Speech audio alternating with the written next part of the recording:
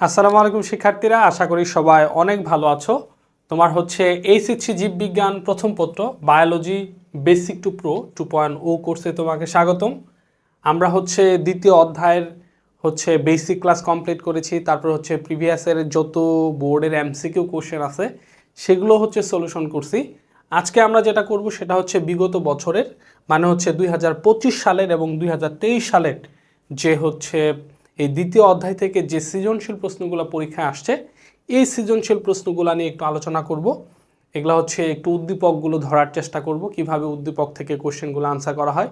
যদিও বেসিকের মধ্যে আমরা যে আলোচনা করেছি, এই বেসিকের ভিতর থেকে হচ্ছে প্রত্যেকটা কোশ্চেনের খুঁটিনাটি আমরা আলোচনা করেছি, যে কিভাবে তুমি আনসার করবে, চিত্র দিবে কি দিবে না, চিত্রটা কিভাবে আঁকবে, কিভাবে ইন্ডিকেট করবে, চিত্র দেখে দেখে কিভাবে বর্ণনা দিবে, সবই কিন্তু আমরা কিন্তু শিখেছি।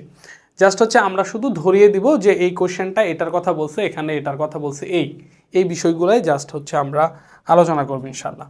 তাহলে হচ্ছে যে আমরা সৃজনশীল প্রশ্ন পড়ব, আর হচ্ছে এই দ্বিতীয় অধ্যায় থেকে যে কয়টা সৃজনশীল আলোচনা করব, আশা করি এর ভিতর থেকেই তুমি কমন পাবা। ঠিক আছে, এর বাইরে থেকে কোশ্চেন হওয়ার কোনো কি নাই, সুযোগ নাই। মোটামুটি এই যে কয়টা কোশ্চেন আলোচনা করা হবে, এই কয়টার ভিতর থেকে মোটামুটি এই কয়টা কোশ্চেন সম্বন্ধে তোমার একটা বেসিক কনসেপ্ট ক্লিয়ার হয়ে গেলেই মোটামুটি সৃজনশীল নিয়ে আর কোনো কি নাই, প্যারা নাই। সো আমরা শুরু করতেছি। প্রথমে হচ্ছে ঢাকা বোর্ড 2025। ঢাকা বোর্ড 25, দেখো উদ্দীপকটা দেখার চেষ্টা করো। 2n 2n 2n 2n থেকে nn হয়েছে, আবার an থেকে nn হয়েছে। তো এখানে সিম্পলভাবে আমরা দেখতে পাচ্ছি যে এটা কি কোষ বিভাজন হবে। একটা হচ্ছে বিভাজন ই, এটা হচ্ছে মাইটোসিস বিভাজন। এটা কি বিভাজন? এটা অবশ্যই মাইটোসিস বিভাজন। আর বিভাজন এফ, এটা দ্বারা আমরা বুঝতেছি এটা হচ্ছে মিওসিস বিভাজন। তো উদ্দীপক দেখে কিভাবে আমি বুঝবো কোনটা মাইটোসিস আর কোনটা মিওসিস? অবশ্যই কোষের সংখ্যা বিবেচনা করে হবে না। যেমন এখানে একটা কোষ থেকে দুইটা কোষ হয়েছে, এই যে একটা থেকে দুইটা হয়েছে, এখানে হচ্ছে একটা থেকে চারটা হয়েছে। তুমি যদি এভাবে হিসাব করো তাহলে তাহলে কিন্তু হবে না। দেখো, যেমন এরকম হতে পারে 2n, এ একটা কোষ, এখান থেকে দুইটা কোষ হইলো, এটা হচ্ছে 2n, এটা হচ্ছে 2n, এখান থেকে আবার দুইটা হয়েছে, 2n হয়েছে, 2n হয়েছে, এখান থেকে দুইটা হলো 2n 2n। এখন তোমাকে বলছে যে এইটা কোন কোষ বিভাজন। এখন তুমি তো দেখলা যে এখানে একটা কোষ থেকে চারটা কোষ হয়েছে, অতএব এটা মিওসিস বিভাজন না, তাইলে হবে না। তো এইটা কোন কোষ বিভাজন, এটা যদি হয়, যেমন ধরো সিম্পলভাবে এরকমও দিতে পারে, যেমন এই যে 2n আছে, জাস্ট এই যে এরকম দিয়ে দিছে n, এরকম এরকম দিয়ে দিছে n, 2n থেকে n হয়েছে, এটা কোন বিভাজন? এখন তুমি বলতে পারো যে একটা কোষ থেকে দুইটা কোষ হয়েছে, অতএব এটা মাইটোসিস বিভাজন, কিন্তু তাইলেও কিন্তু হবে না, ভুল হবে। এটা এটা যদিও একটা থেকে দুইটা হয়েছে, তবুও এটা হচ্ছে মিওসিস বিভাজন। আর যদিও এখানে একটা থেকে চারটা হয়েছে, এরপরও এটা হচ্ছে কি বিভাজন? মাইটোসিস বিভাজন। তাহলে কিসের উপর ভিত্তি করে আমি বুঝবো যে মাইটোসিস না মিওসিস? আমি দেখব ক্রোমোজোম সংখ্যা। এই যে এখানে 2n থেকে n হয়েছে, ক্রোমোজোম সংখ্যা অর্ধেক হয়েছে, অতএব এটা মিওসিস বিভাজন। এখানে 2n থেকে যে কোষগুলো তৈরি হয়েছে সবই 2nই আছে, ক্রোমোজোম সংখ্যা সমান আছে, অতএব এটা হচ্ছে কি বিভাজন? মাইটোসিস বিভাজন। আমরা অবশ্যই এভাবে চিন্তা করব যে কি হয়েছে, আমরা ভিতরে ক্রোমোজোম সংখ্যা দেখব, সেটার ওপর ভিত্তি করে হচ্ছে আমরা নির্ধারণ করব যে কোনটা মাইটোসিস আর কোনটা মিওসিস। অবশ্যই এটা ভালোভাবে মনে রাখার চেষ্টা করবা। তাহলে এই যে প্রথম যেই চিত্রটা দিছে উদ্দীপকের মধ্যে, বিভাজন ই, এখানে 2n থেকে 2n 2n দুইটা কোষ হয়েছে, অতএব এটা ক্লিয়ার, এখানে কোনো জটিলতা দেখেনি, সিম্পলভাবে এটা হলো মাইটোসিস। আর 2n থেকে n হয়েছে, তো আমরা জানি যে মিওসিস বিভাজনের ক্ষেত্রে আমরা কি জানি, মিওসিস বিভাজন হচ্ছে দুইটা ধাপে হয়, একটা হচ্ছে মিওসিস 1, একটা হচ্ছে মিওসিস 2। প্রথমে হচ্ছে 2n থেকে দুইটা নিউক্লিয়াসের সৃষ্টি হবে, যে 2n থেকে n হবে, ক্রোমোজোম সংখ্যা প্রথমে অর্ধেক হবে, ঠিক আছে। এরপরে হচ্ছে এটার মধ্যে এটা হলো মিওসিস, এটা হলো মিওসিস 1, মিওসিস মিওসিস 1। আর মিওসিস 2 এর মধ্যে কি হয়, এই মিওসিস 2 যেটা, এটা হলো মাইটোসিসের অনুরূপ ধাপ, মাইটোসিসের অনুরূপ ধাপ। এই যে এটা হচ্ছে কি, এটা হচ্ছে মিওসিস 2, রাইট? তাহলে এইটা মিলেই হচ্ছে, এটা কি টোটালটা মিলে হচ্ছে মিওসিস 1 মিওসিস 2, দুইটা মিলেই হচ্ছে কি মিওসিস বিভাজন। অতএব হচ্ছে যে আমরা এখান থেকে একেবারে পরিপূর্ণভাবে বিশুদ্ধভাবে আমরা নির্ধারণ করতে পারলাম যে কোনটা কোন বিভাজন হবে। তাহলে হচ্ছে যে আমাদের এখানে এটা হলো মাইটোসিস বিভাজন, এটা হচ্ছে মিওসিস বিভাজন, তার ভিতরে এটা মিওসিস 1 মিওসিস 2। ওকে, আচ্ছা এখন হচ্ছে আমার কোশ্চেন আমরা দেখব প্রদত্ত বিভাজন ই। তাহলে ই বিভাজন কোনটা? ই বিভাজন হচ্ছে কি বিভাজন? এটা হচ্ছে মাইটোসিস বিভাজন। এটা হচ্ছে মাইটোসিস মাইটোসিস বিভাজন। এটা হচ্ছে কি বিভাজন? মিওসিস বিভাজন। মিওসিস বিভাজন। তাহলে মাইটোসিস বিভাজনের কোন ধাপে স্পিন্ডল যন্ত্র বিদ্যমান থাকে? কোন ধাপে স্পিন্ডল যন্ত্র বিদ্যমান থাকে? ধাপসমূহ চিত্র সহ বর্ণনা করো। এখানে প্রশ্নটা একটু ক্রিটিক্যাল। আমরা যদি মাইটোসিস বিভাজনের টোটাল 5টা ধাপ যদি আমরা দেখি, প্রোফেজ, প্রোমেটাফেজের মধ্যে স্পিন্ডল যন্ত্রের সৃষ্টি হয়, মেটাফেজের মধ্যে বিদ্যমান থাকে, অ্যানাফেজের মধ্যে বিদ্যমান থাকে, টেলোফেজের মধ্যে বিলুপ্ত হয়ে যায়, রাইট? এখানে দেখো তাহলে স্পিন্ডল যন্ত্র আমরা কোথায় কোথায় পাই? আমরা প্রোমেটাফেজে পাই, মেটাফেজে পাই, অ্যানাফেজে পাই, 3টা ধাপে পাই। এই 3টা ধাপের বর্ণনা এক্স্যাক্টলি আসলে এখানে অনেকেই বলছে যে 3টা ধাপের বর্ণনাই দিতে হবে, তবে আমার কাছে কেন জানি মনে হচ্ছে যে এখানে টোটাল 2টা ধাপের বর্ণনার কথা বলছে। কারণ হচ্ছে প্রোমেটাফেজের মধ্যে স্পিন্ডল যন্ত্র সৃষ্টি হইল মাত্র, ঠিক আছে? আর মেটাফেজের মধ্যে বিদ্যমান থাকে, অ্যানাফেজের মধ্যেও বিদ্যমান থাকে, টেলোফেজের মধ্যে স্পিন্ডল যন্ত্র বিলুপ্ত হয়ে যায়। অতএব এখানে বিদ্যমান থাকে বলতে 2টা ধাপের কথা এখানে বোঝানো হচ্ছে। একটা হলো মেটাফেজ ধাপ আর একটা হচ্ছে অ্যানাফেজ ধাপ। এই 2টা ধাপের বর্ণনা হচ্ছে আমাকে দিতে হবে। এই 2টা ধাপের বর্ণনা দিব। তাহলে দেখো আমরা যখন বেসিক ক্লাস করেছি তখন কিন্তু আমরা খুব সুন্দরভাবে মেটাফেজ এবং হচ্ছে অ্যানাফেজ এগুলো ধাপের বর্ণনা কিন্তু আমরা খুব ভালোভাবে কি করি, আমরা চিত্র আঁকা শিখছি, চিত্র দেখে দেখে ইন্ডিকেট করা শিখছি, সেই অনুযায়ী কি করছি, বর্ণনা দেওয়া শিখে ফেলছি। সো আমরা এখানে কি করব, জাস্ট কোয়েশ্চেনটা আমরা ধরায় দিলাম যেটা আমরা জানি, সরাসরি অবশ্যই আমরা কি করব, চিত্র আঁকবো। এই যে আমরা অবশ্যই কি করব, চিত্র আঁকবো, সিম্পলভাবে চিত্র আঁকবো। তো আমরা তো চিত্র আঁকা খুব ভালোভাবে চিত্র আঁকা শিখছি। এই যে দেখো জাস্ট কত সিম্পলভাবে আমি জাস্ট 30 সেকেন্ডের মধ্যে আমি কি করি, এই যে মেটাফেজ ধাপের চিত্র আঁকা শেষ করে ফেললাম। জাস্ট এখানে শুধু ক্রোমোজোমগুলো বসায় দিলেই তো হলো, ক্রোমোজোমগুলো বসায় দিলেই হলো।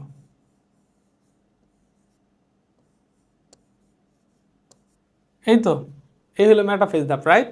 সো এটা নিয়ে টেনশন নাই। এখন ঘ নাম্বার প্রশ্নটা দেখবো। তাহলে ঘ নাম্বার হইলো, এখন ঘ নাম্বারটা দেখবো যে ক্রোমোজোমে, তার মানে এখানে কি আমরা বলবো, এখানে মূলত আমরা মেটাফেজ এবং অ্যানাফেজ এই 2টা ধাপের বর্ণনা দিব।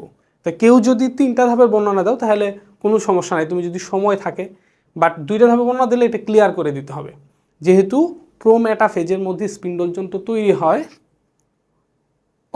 এবং হচ্ছে টেলোফেজ ধাপের মধ্যে স্পিন্ডল যন্ত্র বিলুপ্ত হয়ে যায়, অতএব মাইটোসিস বিভাজনের মাঝের যে 2টি ধাপ মেটাফেজ এবং অ্যানাফেজ, এই 2টি ধাপের মধ্যে স্পিন্ডল যন্ত্র বিদ্যমান থাকে। অতএব এই 2টি ধাপের বর্ণনা নিচে দেওয়া হলো। নিচে দেওয়া হলো এই যে বিদ্যমান, এই কথাটা কিন্তু এখানে নোটেড। এরপরে তুমি মেটাফেজের চিত্র দিয়ে বর্ণনা দিবা, অ্যানাফেজের চিত্র দিয়ে বর্ণনা দিবা, কাহিনী শেষ। আচ্ছা, এরপরে দেখো ঘ নাম্বার, ক্রোমোজোমের ভারসাম্য রক্ষায় বিভাজন ই এবং বিভাজন এফ এর পরস্পর নির্ভরশীলতা সম্পর্কে বিশ্লেষণ করো। এটা একটু ভালো করে মনোযোগ দাও যে ক্রোমোজোমের ভারসাম্য রক্ষায় বিভাজন ই, খুবই গুরুত্বপূর্ণ কোশ্চেন এটা। বিভাজন ই মানে মাইটোসিস এবং মিওসিস, এফ মিওসিস মানে মাইটোসিস এবং মিওসিস কিভাবে নির্ভরশীল, ক্রোমোজোমের ভারসাম্য রক্ষায় মাইটোসিস এবং মিওসিস কিভাবে নির্ভরশীল, এটা হচ্ছে আমরা এখন আনসার করার চেষ্টা করব। দেখো ভালো করে দেখো যে ক্রোমোজোমের ভারসাম্য রক্ষায় মাইটোসিস এবং মিওসিস কিভাবে ভূমিকা রাখে। যেমন হচ্ছে প্রথমে হচ্ছে একটা শিশু কিভাবে তৈরি হয়, জাইগোটের মাধ্যমে। তাইলে এখানে মাইটোসিস করে এই যে বাবার টুয়েন বিশিষ্ট একটা দেহকোষ, মায়ের টুয়েন বিশিষ্ট একটা দেহকোষ, জনন মাতৃকোষ, এগুলোর মধ্যে যখন মিওসিস বিভাজন হয়, কি বিভাজন, মিওসিস বিভাজন, মিওসিস মিওসিস মিওসিস বিভাজন হলে কি হবে, গ্যামেট তৈরি হবে, গ্যামেট তৈরি হবে। এটা হচ্ছে কি গ্যামেট, গ্যামেট তৈরি হলো, গ্যামেট মিওসিস বিভাজনের মাধ্যমে গ্যামেট তৈরি হলো। এখন আবার কি হবে, এই পুং গ্যামেট আর স্ত্রী গ্যামেট দুটো একত্রিত হয়ে কি হবে, দুটো একত্রিত হয়ে এই যে জাইগোট তৈরি হবে। এটার নাম কি, এটা হচ্ছে জাইগোট, এটা হচ্ছে জাইগোট। এখন জাইগোটের মধ্যে পর্যায়ক্রমিকভাবে কি বিভাজন হবে, মাইটোসিস বিভাজন চলতে থাকবে। কি বিভাজন চলতে থাকবে, মাইটোসিস বিভাজন চলতে থাকবে। তাহলে মাইটোসিস বিভাজন চললে কি হবে, এই যে একটা কোষ, একটা যে জাইগোটের মধ্যে বাড়ে, একটা থেকে দুইটা হবে, দুইটা থেকে চারটা হবে, চারটা থেকে আটটা হবে, এভাবে অসংখ্য হইতে থাকবে এবং কি হবে, নতুন আর একটা শিশুর সৃষ্টি হবে, নতুন শিশুর সৃষ্টি হবে এবং একসময় ভূমিষ্ঠ হয়ে সে কি করবে, আবার তার ভিতরে কি এই যে গ্যামেট তৈরি হবে, সে আবার নিষেকে অংশগ্রহণ করবে। তাহলে এই যে ঘ নাম্বার প্রশ্নটা, ঘ নাম্বার প্রশ্নের যদি আমি আনসার করি, তাহলে যে এখন যে স্ট্রাকচারটা দেখতে পাচ্ছ, এই স্ট্রাকচারটা আমরা উঠায় দিয়ে পরে জাস্ট এই কথাটা আমরা বলবো, এই জিনিসগুলো একটু সাজায় বলবো যে যে মিওসিসের ভূমিকা কী। মিওসিসের মাধ্যমে কি হয়, মিওসিসের মাধ্যমে গ্যামেট তৈরি হয়, পুরুষের দেহে পুং গ্যামেট এবং স্ত্রীর দেহে স্ত্রী গ্যামেট। সেখানে ক্রোমোজোম সংখ্যা কি হয়, অর্ধেক হয়ে যায়। 2n বিশিষ্ট যে দেহকোষগুলো আছে, জনন মাতৃকোষগুলো আছে, এগুলোর মধ্যে মিওসিস বিভাজন হলে ক্রোমোজোম সংখ্যা অর্ধেক হয়। আবার কি হয়, এই পুং গ্যামেট এবং স্ত্রী গ্যামেট, পুরুষের দেহের গ্যামেট এবং স্ত্রী দেহের গ্যামেট, দুইটা গ্যামেট কি নিষেক প্রক্রিয়ার মাধ্যমে জাইগোট গঠন করে। এই জাইগোটের মধ্যে যখন আবার মাইটোসিস বিভাজন হয়, তখন সমগুণ সম্পূর্ণ কোষ তৈরি হইতে থাকে। কি হয়, সমগুণ সম্পূর্ণ কোষ তৈরি হইতে থাকে এবং হচ্ছে ভ্রূণের সৃষ্টি হয়, ভ্রূণ থেকে নতুন শিশুর জন্ম হয়। আবার তাইলে আবার শিশুর মধ্যে মিওসিস বিভাজনের মাধ্যমে কি হয়, আবার গ্যামেট তৈরি হয়, এভাবে পর্যায়ক্রমিকভাবে এই চক্রটা চলতে থাকে, রাইট। এখন বলছে, এখন আমরা কোশ্চেনের সাথে একটু মিলাই যে ক্রোমোজোমের ভারসাম্য রক্ষায় মাইটোসিস এবং মিওসিসের বিভাগ। দেখো তো, এই যে ক্রোমোজোম বাবা ছিল, এটা ছিল বাবা, এটা ছিল বাবা, এটা ছিল মা, বাবা এবং মা, তার ভিতরে ক্রোমোজোম সংখ্যা কি ছিল, 2n সংখ্যক ক্রোমোজোম ছিল, রাইট। আবার যে নতুন যে শিশু হলো, নতুন যে শিশু হলো, এই শিশুর যে দেহের যে ক্রোমোজোম সংখ্যা, দেহকোষ, সেটাও কি 2n। তাহলে কি থাকলো, পর্যায়ক্রমিকভাবে মাইটোসিস এবং মিওসিসের মাধ্যমে ক্রোমোজোম সংখ্যা কি থাকলো, এই যে ক্রোমোজোমের ভারসাম্য, এটা মূল প্রশ্নটা কি, যে ক্রোমোজোমের ভারসাম্য রক্ষায়, ক্রোমোজোমের ভারসাম্যটা রক্ষা হলো। তো পক্ষান্তরে যদি হচ্ছে এই মিওসিস বিভাজন বা মাইটোসিস যে কোনো একটা যদি না থাকতো, ধরো মিওসিস বিভাজন যদি না থাকতো, তাহলে কি হইতো, তাহলে যে বাবা হচ্ছে 2n, তাহলে কি হইতো আমরা একটু দেখি, এটা একটু অন্য কালার দিয়ে দেই। বাবা হচ্ছে 2n, মাও হচ্ছে 2n, তাদের মধ্যে গ্যামেট হইতো 2n কইরা, 2n মিলে যে জাইগোট যেটা হইতো এটা হলো 4n। তাহলে বাবা হচ্ছে 2n, সন্তান হলো 4n, বা এর যে যদি এই সন্তান যদি 4n হয়, তার বউ হবে 4n মিলে আবার কি হবে, 8n হবে, 8n হবে। তার মানে আস্তে আস্তে ক্রোমোজোম সংখ্যা কি হয়ে যাবে, ক্রোমোজোমের যে ধ্রুবক, আমার ভিতরে যে 23 জোড়া ক্রোমোজোম, আমার সন্তানের মধ্যে 23 জোড়া ক্রোমোজোম, তার সন্তানের মধ্যে 23 জোড়া ক্রোমোজোম, এই যে ভারসাম্যটা কি হবে, নষ্ট হয়ে যাবে। ক্রোমোজোম সংখ্যার ভারসাম্য নষ্ট হয়ে যাবে যদি মিওসিস বিভাজন না থাকে। জাস্ট এটাই একটু গুছিয়ে লেখা। অবশ্যই এই আনসার যখন আমরা করব, এই যে ক্রোমোজোমের ভারসাম্য রক্ষায় যে মাইটোসিস এবং মিওসিসের যে নির্ভরশীলতা, অবশ্যই যে স্ট্রাকচার এখন যেটা দেখতে পাচ্ছ এটা দিয়ে দিবা। এই স্ট্রাকচার থাকলেই তুমি 4-এ 4 পাবা, কিন্তু যদি এই স্ট্রাকচার না থাকে তাহলে কিন্তু ফুল মার্কস দিবে না, তাহলে 3 দিবে, 1 মার্ক কাটবে। এই জন্য এটা মাথায় রাখবে, এটা যেন থাকে। আচ্ছা, পরবর্তী কোশ্চেনে যাচ্ছি। এ কোষ বিভাজন, একটা কোষ বিভাজনের কথা বলছি, সেটা হচ্ছে এ কোষ বিভাজন। এটা মাতৃকোষ হচ্ছে 2n, অপত্য কোষ হচ্ছে 2n। এই যে দেখো, 2n বিশিষ্ট কোষ থেকে 2n বিশিষ্ট কোষ সৃষ্টি হয়েছে, অতএব এই বিভাজনটা কি কোনো সংখ্যা কিন্তু বলে না যে কয়টা থেকে কয়টা হয়েছে, এটা আমার দরকারও নাই। 2n থেকে 2n হয়েছে, তার মানে এটা হচ্ছে মাইটোসিস। তাহলে এ কোষ বিভাজনটা হচ্ছে কি মাইটোসিস। বি কোষ বিভাজন, মাতৃকোষ হচ্ছে 2n, অপত্য কোষ হচ্ছে n। এই যে মাতৃকোষ হচ্ছে 2n, অপত্য কোষ হচ্ছে n, ক্রোমোজোম সংখ্যা অর্ধেক হয়ে গেছে, অতএব এটা হচ্ছে কি বিভাজন, মিওসিস বিভাজন। এটা হচ্ছে মিওসিস বিভাজন। আচ্ছা, এখন আমরা একটু কোশ্চেনের দিকে লক্ষ্য করব যে উদ্দীপকের এ দ্বারা নির্দেশিত কোষ বিভাজনের মাধ্যমে, গ নাম্বার প্রশ্ন, এ দ্বারা মানে কি মাইটোসিস। তাহলে মাইটোসিস কোষ বিভাজনের যে ধাপে ক্রোমোজোম মেরুমুখী হয়, ক্রোমোজোম কি হয়, মেরুমুখী হয়, তার চিত্র অঙ্কন করো, শুধু চিত্র, বর্ণনা চায় নেই। তাহলে ক্রোমোজোম মেরুমুখী হয় কোন ধাপে, প্রোফেজ ধাপের মধ্যে ক্রোমোজোম মোটা খাটো হয়, স্পিন্ডল জটলা খুলে যায়। প্রোমেটাফেজ ধাপের মধ্যে স্পিন্ডল যন্ত্রের সৃষ্টি হয়। মেটাফেজ ধাপের মধ্যে স্পিন্ডল যন্ত্রগুলো বিষুবীয় অঞ্চল বরাবর অবস্থান করে এবং মেটাফেজ ধাপের শেষের দিকে সেন্ট্রোমিয়ার 2 ভাগে ভাগ হয়ে যায়। অ্যানাফেজ ধাপের মধ্যে ক্রোমোজোমগুলো মেরুর দিকে যায়। যখন মেরুর দিকে যায় সেন্ট্রোমিয়ারগুলো অগ্রগামী, বাহুগুলা অনুগামী হয়, রাইট? তার মানে এখানে কি বলছে, মেরুমুখী হয় কোন ধাপে? অ্যানাফেজ ধাপে। কোন ধাপে হয়? অ্যানাফেজ ধাপে। তার মানে হচ্ছে কি করতে হবে? অ্যানাফেজ ধাপের বর্ণনা দিতে হবে। অ্যানাফেজ ধাপের বর্ণনা দিতে হবে। অ্যানাফেজ ধাপের বর্ণনা তো না, এখানে শুধু চিত্র অঙ্কন করতে বলছে। আলহামদুলিল্লাহ, খালি চিত্র আর্ট করে দিলেই হলো।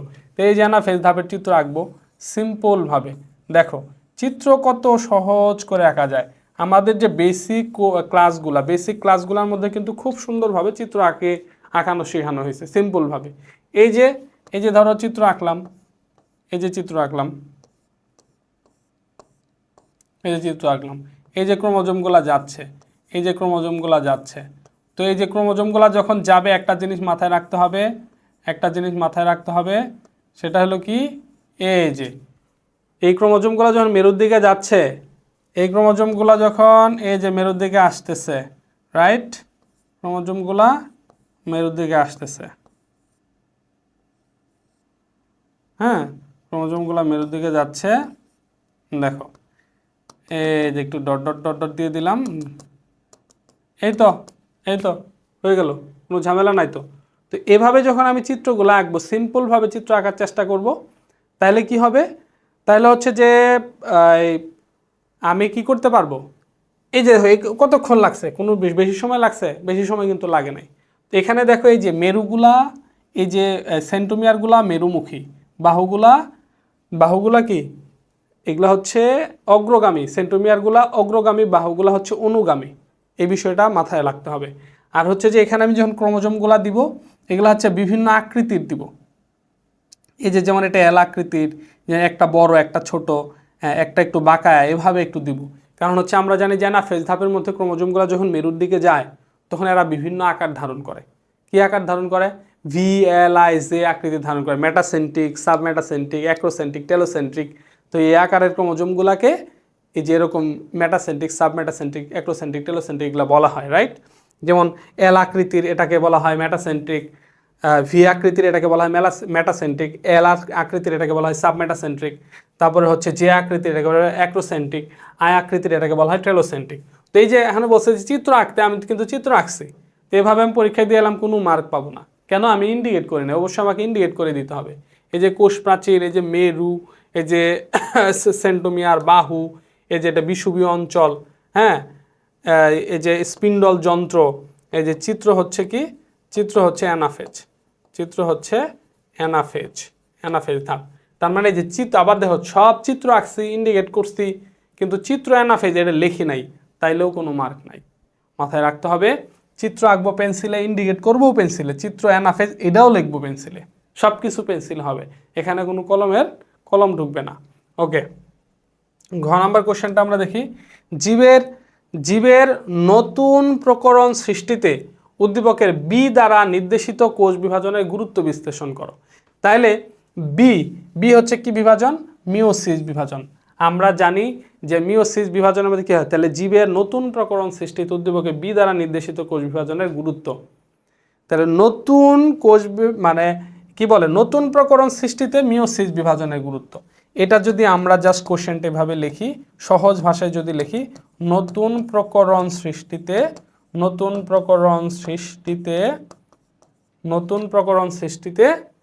মিওসিস বিভাজনের গুরুত্ব, মিওসিস বিভাজনের গুরুত্ব, এটা হচ্ছে নতুন প্রকরণ সৃষ্টিতে মিওসিস বিভাজনের গুরুত্ব। এইটা হলো একেবারে সহজ সরল প্রশ্ন। তাহলে নতুন প্রকরণ যে সৃষ্টি হয়, আমরা জানি মিওসিস বিভাজনের মধ্যে কি হয়, জীবের মধ্যে বৈচিত্র্যতার সৃষ্টি হয়, এখানে ক্রসিং ওভার সম্পন্ন হয়। বাবা এবং মায়ের ভিতরে যে ক্রোমোজোমগুলা যে থাকে, এগুলোর মধ্যে অনুরূপ অংশের স্থান বিনিময় হয়। কোন ধাপে? মিওসিস 1 এর প্রোফেজ 1 মধ্যে 5টা উপধাপ আছে, ল্যাপটোটিন, জাইগোটিন, প্যাকাইটিন, ডিপ্লোটিন, ডায়াকাইনেসিস। এই যে প্যাকাইটিন উপধাপের মধ্যে যে ক্রসিং ওভার ঘটে, এবং ক্রসিং ওভার ঘটা অনুরূপ অংশের যে তাইলে হচ্ছে এখানে আমরা যে মিওসিস বিভাজনের গুরুত্ব পড়ছি, অনেকগুলা কোশ্চেন আছে, মাইটোসিসের গুরুত্ব, মিওসিসের গুরুত্ব, মিওসিসের গুরুত্বর মধ্যে আর একটা আছে যে এটা হলো জীবের বৈচিত্র্যতা সৃষ্টিতে মিওসিসের গুরুত্ব, এরকম একটা কোশ্চেন আছে। তাহলে এটা হতে পারে কি নতুন প্রকরণ সৃষ্টিতে মিওসিসের গুরুত্ব অথবা জীবের বৈচিত্র্যতা সৃষ্টিতে মিওসিসের গুরুত্ব, যে কোনোভাবেই এই কোশ্চেনটা দিতে পারে। তাহলে মিওসিস বিভাজনের গুরুত্ব জাস্ট গুরুত্বটা একটু রিডিং করে নিবা, পয়েন্ট আকারে দেওয়ার চেষ্টা করবা, এই তো হলো। এখন গুরুত্ব তো আমি তোমাকে বুঝাই দিব না, সহজ ভাষায় বলছি এই কথাগুলো যেন থাকে যে প্যাকাইটিনের মধ্যে এনে ক্রসিং ওভার ঘটে, ক্রসিং ওভার ঘটলে পিতামাতা থেকে অনুরূপ অংশের, পিতামাতা থেকে আসা ক্রোমোজোমগুলোর অনুরূপ অংশের স্থান বিনিময় হয়। এই স্থান বিনিময় হলে বৈশিষ্ট্যের মধ্যে বৈচিত্রতা সৃষ্টি হয়, মিশ্রিত হয়, জীবের মধ্যে বৈচিত্রতার সৃষ্টি হয়, নতুন প্রকরণ সৃষ্টি হয়। এই যে এই টাইপের জাস্ট গুছিয়ে বলা। এখানে যদি সম্ভব হয়, এখানে যদি তুমি ক্রসিং ওভারের চিত্র দিয়ে দিতে পারো তাহলে আরও ভালো হবে, সুন্দর হবে। যেরকম করে একটা ক্রসিং ওভারের চিত্র দিয়ে দিলা। ক্রসিং ওভারের চিত্র আঁকতে তো বেশি সময় লাগে না, চিত্র এগুলো তো তোমাদের আঁকা শেখাইছি। এই যে তো এর থেকে একটা চিত্র দিলে 15 সেকেন্ডের মধ্যে একটা চিত্র আঁকা শেষ হইল। জাস্ট এখানে দেখাই দিলা যে অনুরূপ অংশের স্থান বিনিময় হয়েছে, অনুরূপ অংশের স্থান বিনিময় হয়েছে। এই জায়গাটা হলো কি একটু ইন্ডিকেট করে দিলা যে এটা হলো কাজমা, জাস্ট চিত্র তো আমরা জানি। তো ক্রসিং ওভারের চিত্রটা এখানে দিলে এটাতে আরও ফুল মার্কস পাওয়া যাবে। সো এই টাইপের কোশ্চেন আসলে আমরা অবশ্যই চেষ্টা করব 10 সেকেন্ড বা 15 সেকেন্ড বা 20 সেকেন্ড মানে 30 সেকেন্ডের মধ্যে ক্রসিং ওভারের চিত্রটা দিয়ে বর্ণনা দিতে। ওকে, পরবর্তী কোশ্চেনের মধ্যে যাচ্ছে। দেখো এখানে কি বলছে, এখানে একটা চিত্র দেওয়া আছে, তো চিত্রটা দেখে বুঝতেছি এটা হচ্ছে একটা ক্রোমোজোম। একটা হলো ক্রোমোজোম, এই যে দুইটা বাহু আছে, এখানে দুইটা বাহু, এটা ক্রোমোজোম। চিত্র এক হচ্ছে একটা কি, একটা হচ্ছে ক্রোমোজোম। চিত্র বি হচ্ছে এখানে একটা ধাপের কথা বলা হয়েছে। তো দেখো এটা জাস্ট মিওসিস একের প্রোফেজ একের যে 5টা ধাপ পড়ছিলাম, সেটা হচ্ছে কি ল্যাপটোটিন, জাইগোটিন, প্যাকাইটিন, ডিপ্লোটিন, ডায়াকাইনেসিস, যে 5টা ধাপের মধ্যে দেখো তো এই যে ক্রোমোজোমগুলো জোড়ায় অবস্থান করতেছে। তাহলে ক্রোমোজোমগুলো যে জোড়ায় অবস্থান করে, এটা কোন ধাপে? ক্রোমোজোমগুলো, তাই ল্যাপটোটিন, জাইগোটিন এটা হলো দ্বিতীয় ধাপ। চিত্র বি হচ্ছে কোন ধাপ? জাইগোটিন। এই জাইগোটিন মানে হলো জোড়া সুতা, যে এই ধাপের মধ্যে ক্রোমোজোমগুলো জোড়বদ্ধ হয়, এই জন্য এটাকে জাইগোটিন বলা হয়। তাহলে যে জোড়া এবং ক্রোমোজোমগুলো যে জোড়বদ্ধ হয়েছে, এই জোড়বদ্ধ হওয়ার প্রক্রিয়াটাকে কি বলা হয়? সিন্যাপসিস বলা হয়। জোড়বদ্ধ হওয়ার প্রক্রিয়াকে সিন্যাপসিস বলা হয়। আর যেই যে জোড়া হলো, জোড়াগুলাকে কি বলে? বাইভ্যালেন্ট বলা হয়। আর কার মধ্যে কার সাথে কার জোড়া হবে? হোমোলোগাস ক্রোমোজোমগুলার জোড়বদ্ধ হয়। হোমোলোগাস ক্রোমোজোম কি? একই ধরনের ক্রোমোজোমগুলাকে হোমোলোগাস ক্রোমোজোম বলা হয়। যেমন আমার শরীরের মধ্যে 23 জোড়া ক্রোমোজোম আছে, 23 জোড়া, তাহলে 23 জোড়ার মধ্যে 23টা আসছে বাবা থেকে, 23টা আসছে মা থেকে। এই যে 23টা বাবা থেকে আসছে, এক একটা দেখতে এক এক রকম। এই যে 23টা মা থেকে আসছে, এক একটা দেখতে এক এক রকম। কিন্তু এখানে বাবার থেকে একটা আছে যেটা দেখতে, মা থেকে একটা আসছে, বাবা থেকে একটা, ওই একটা দেখতে সেম, ওরা জোড়বদ্ধ হবে। প্রত্যেকটার সেম করে একটা করে আছে, দেখতে একই রকম। যেমন এটা একটা মার্কার, তাহলে এরকম আর একটা মার্কার আসছে, ওই দুইটা জোড়বদ্ধ হবে। আবার একটা কলম, ওই যে ওরকম আর একটা কলম আছে, কলম দুইটা জোড়বদ্ধ হবে এরকম। তাহলে প্রত্যেকটার মতো করে একটা করে আছে, একটা বাবা থেকে একটা ছেলে একটা মেয়ে, দুইটা জোড়বদ্ধ হবে। এই যে একই আকৃতির ক্রোমোজোমগুলোকে, একই ধরনের ক্রোমোজোমগুলোকে, একই রকমের ক্রোমোজোমগুলোকে হোমোলোগাস ক্রোমোজোম বলা হয়। তাহলে হোমোলোগাস ক্রোমোজোমগুলো জোড়বদ্ধ হয়েছে। তাহলে এটা হচ্ছে এটা চিত্র এ হচ্ছে ক্রোমোজোম, চিত্র বি হচ্ছে জাইগোটিন ধাপ। এখন আমরা কোশ্চেন পড়ব, গ নাম্বারের কোশ্চেন। চিত্র বি এর পরবর্তী ধাপটি বর্ণনা করো। তাহলে চিত্র বি হলো জাইগোটিনের পরের ধাপ কি? প্যাকাইটিন। জাইগোটিনের পরের ধাপ কি? জাইগোটিনের পরের ধাপ হচ্ছে প্যাকাইটিন ধাপ।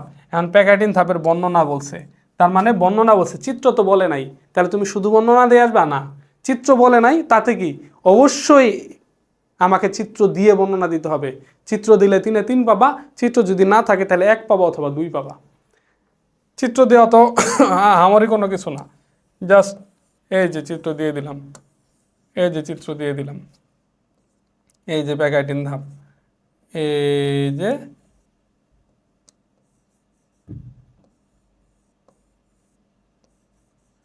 যে প্যাকাইটিন ধাপ হয়ে গেছে। এটাই তো, আর কোনো কিছু নাই তো। জাস্ট এই যে হোমোলোগাস ক্রোমোজোম, এই যে জোড়াগুলা হয়েছিল প্যাকাইটিন ধাপে, তো এটাই হয়। দুইটা নন সিস্টার ক্রোমাটিড একটা জায়গায় যুক্ত হয়। আমি ইন্ডিকেট করে দিব, এটা কাইজমা, এই দুটো হচ্ছে সিস্টার নন সিস্টার ক্রোমাটিড, তারপরে হচ্ছে এই যে কোষ প্রাচীর, হ্যাঁ, এই যে নিউক্লিয়ার মেমব্রেন, নিউক্লিওলাস, এগুলো একটু ইন্ডিকেট করে দিলাম, বুঝাই দিলাম, ব্যাস হয়ে গেল। তো এর বেশি কিছু লাগে না। তার মানে পরবর্তী ধাপটির বর্ণনা, আমার প্যাকাইটিন ধাপের বর্ণনা এখানে চাইছে, এবং এখানে কিন্তু ক্রসিং ওভার হবে। কি হবে? প্যাকাইটিন, এই যে 5টা ধাপ আছে, 5টা ধাপের মধ্যে সবচেয়ে বেশি গুরুত্বপূর্ণ ধাপ হচ্ছে এই প্যাকাইটিন ধাপ। এটা কিভাবে সুন্দর করে চিত্র দিয়ে ইন্ডিকেট করে, কত সুন্দর করে পয়েন্ট আকারে আমরা কিন্তু নোট করে দিছি বেসিক ক্লাসে, ওই পয়েন্ট আকারে নোটগুলো উপস্থাপন করবা। আচ্ছা, এরপরে দেখো কোষ বিভাজনে চিত্র এ এর ভূমিকা বিশ্লেষণ করো। কোষ বিভাজনে ক্রোমোজোমের ভূমিকা, কোষ বিভাজনে ক্রোমোজোমের ভূমিকা। দেখো এইটা আর কি বলবো, কোষ বিভাজনে ক্রোমোজোমের ভূমিকা মানে কি? ক্রোমোজোম ছাড়া কি কোষ আছে? যে কোনো উন্নত শ্রেণীর জীবের মধ্যে যখনই মাইটোসিস বিভাজন হবে, মাইটোসিস বিভাজনের মূল শর্ত প্রথমে হলো ক্যারিওকাইনেসিস হবে, নিউক্লিয়াসের বিভাজন হবে। তো নিউক্লিয়াসের বিভাজন মানে কি? আগে ক্রোমোজোম বিভাজিত হয়। তাইলে বলছে কি, কোষ বিভাজনে চিত্র এ এর ভূমিকা, কোষ বিভাজনে ক্রোমোজোমের ভূমিকাটাকে, ক্রোমোজোমের ভূমিকা হচ্ছে ক্রোমোজোম বিভাজিত হওয়ার পরে, ক্রোমোজোম যদি বিভাজিত হয় তাইলেই হচ্ছে কি হবে, চিত্র এ দেখো, এই যে কোষ বিভাজনের ক্ষেত্রে মাইটোসিস, কোষ বিভাজন বলতে মাইটোসিস এবং মিওসিস দুটোই বুঝি।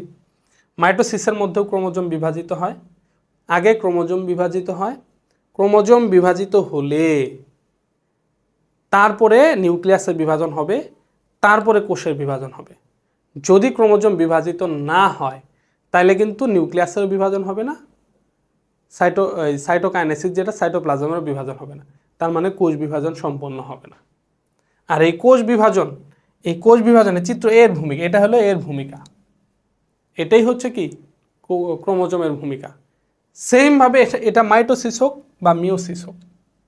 মিওসিসের ক্ষেত্রে গেলে তাহলে দেখো দুইটা জিনিস এখানে উল্লেখ করতে হবে, এই কোশ্চেনটা একটু কৌশলগতভাবে আনসার করা লাগবে। সেটা হলো এই যে আমি একটা জিনিস দেখাই, একটা হচ্ছে মেটাফেজ। ক্রোমোজোমে বিভাজিত হয় কোথায়? মাইটোসিসের মেটাফেজের মধ্যে ক্রোমোজোম বিভাজিত হয়। আবার মিওসিসের মধ্যে কোথায় হয়? মেটাফেজ 2। মেটাফেজ 2, এটা হলো মাইটোসিস, এটা হলো মিওসিস। একটা জিনিস ভালোভাবে দেখো, কোষ বিভাজন বলতে আমরা মাইটোসিস বুঝি এবং মিওসিস বুঝি। এবং এই মাইটোসিস এবং মিওসিস দেখো, যদি মাইটোসিস বিভাজন যদি মেটাফেজে যায়, স্থগিত হয়ে যায়, মেটাফেজে যায় ক্লোজ হয়ে গেল। মেটাফেজটা কি? মেটাফেজটা হচ্ছে কি, এই যে দেখো, মেটাফেজটা হচ্ছে প্রত্যেকটা ক্রোমোজোম কি হবে? বিষুবীয় অঞ্চল বরাবর অবস্থান করবে। প্রত্যেকটা ক্রোমোজোম কি করবে? এই যে বিষুবীয় অঞ্চল বরাবর অবস্থান করবে, রাইট? এটা হচ্ছে মেটাফেজ ধাপ। আচ্ছা, একটু ভালো করে বোঝার চেষ্টা করুন। এখন এই ধাপে, মেটাফেজ ধাপের শেষের দিকে যা কি হয়, এই যে ক্রোমোজোমগুলার যে সেন্টোমিয়ার, এটা লম্বালম্বি দুই ভাগে ভাগ হয়ে যায়, এই যে ভাগ হয়ে যায়, সেন্টোমিয়ারগুলো মাঝখান দিয়ে ভাগ হয়ে যায়, লম্বালম্বি না, সেন্টোমিয়ারগুলো বিভক্ত হয়ে যায়। বিভক্ত হলেই অ্যানাফেজ ধাপ শুরু হয়। তখন অর্ধেক ক্রোমোজোম এই মেরুর দিকে যায়, বাকি অর্ধেক ক্রোমোজোম এই মেরুর দিকে যায়। তো এখন যতক্ষণ পর্যন্ত এই সেন্টোমিয়ার বিভাজিত না হয়েছে, বাকি ধাপ কি অ্যানাফেজ ধাপ কি শুরু হবে? হবে না। অ্যানাফেজ যদি না হয় তাহলে টেলোফেজও হবে না, টেলোফেজ না হলে নিউক্লিয়াসের বিভাজনই হবে না, নিউক্লিয়াসের বিভাজন না হলে সাইটোকাইনেসিস হবে না, সাইটোকাইনেসিস না হলে কোষ বিভাজনই হবে না। তার মানে মাইটোসিস বিভাজন হবে না যদি এই নিউক্লিয়াসে এই ক্রোমোজোমের বিভাজন যদি না হয়। তাহলে ক্রোমোজোমের ভূমিকা আছে না? অবশ্যই আছে। ক্রোমোজোমের সেন্টোমিয়ার বিভাজিত হয়েই তো অ্যানাফেজ ধাপ শুরু হয়। অ্যানাফেজ ধাপ শুরু হলে পরবর্তীতে ক্যারিওকাইনেসিস সম্পন্ন হয়, সাইটোকাইনেসিস সম্পন্ন হয়, কোষ বিভাজন সম্পন্ন হয়। আবার দেখো মিওসিস বিভাজনের ক্ষেত্রে, মিওসিস 2 যেটা, এটা প্রোফেজ 2, মেটাফেজ 2, প্রোফেজ 2 এর পরে মেটাফেজ 2। এই মেটাফেজ 2 এর মধ্যেও যা সেম কাহিনী হয়, ক্রোমোজোমগুলো সেন্ট্রোমিয়ার ভাগ হয়ে যায়। সেন্ট্রোমিয়ার যখনই ভাগ হয় তখনই হচ্ছে অ্যানাফেজ 2 ধাপ শুরু হয়। অ্যানাফেজ 2, তারপরে হচ্ছে টেলোফেজ 2। টেলোফেজ 2 এর পরে দুই মেরুতে, এই যে 2 মেরুতে যখন 2টা করে কোষের সৃষ্টি হয় তখন হচ্ছে সাইটোকাইনেসিস হয়ে এই যে মিওসিস বিভাজন সম্পূর্ণ হয়। রাইট? তার মানে এই যে কোষ বিভাজন সম্পূর্ণ হওয়ার জন্য ক্রোমোজোম দরকার। আগে ক্রোমোজোম বিভাজিত হবে। যদি ক্রোমোজোমের বিভাজন সম্পূর্ণ না হয় তাহলে হচ্ছে মাইটোসিসও সম্পূর্ণ হবে না, মিওসিসও সম্পূর্ণ হবে না।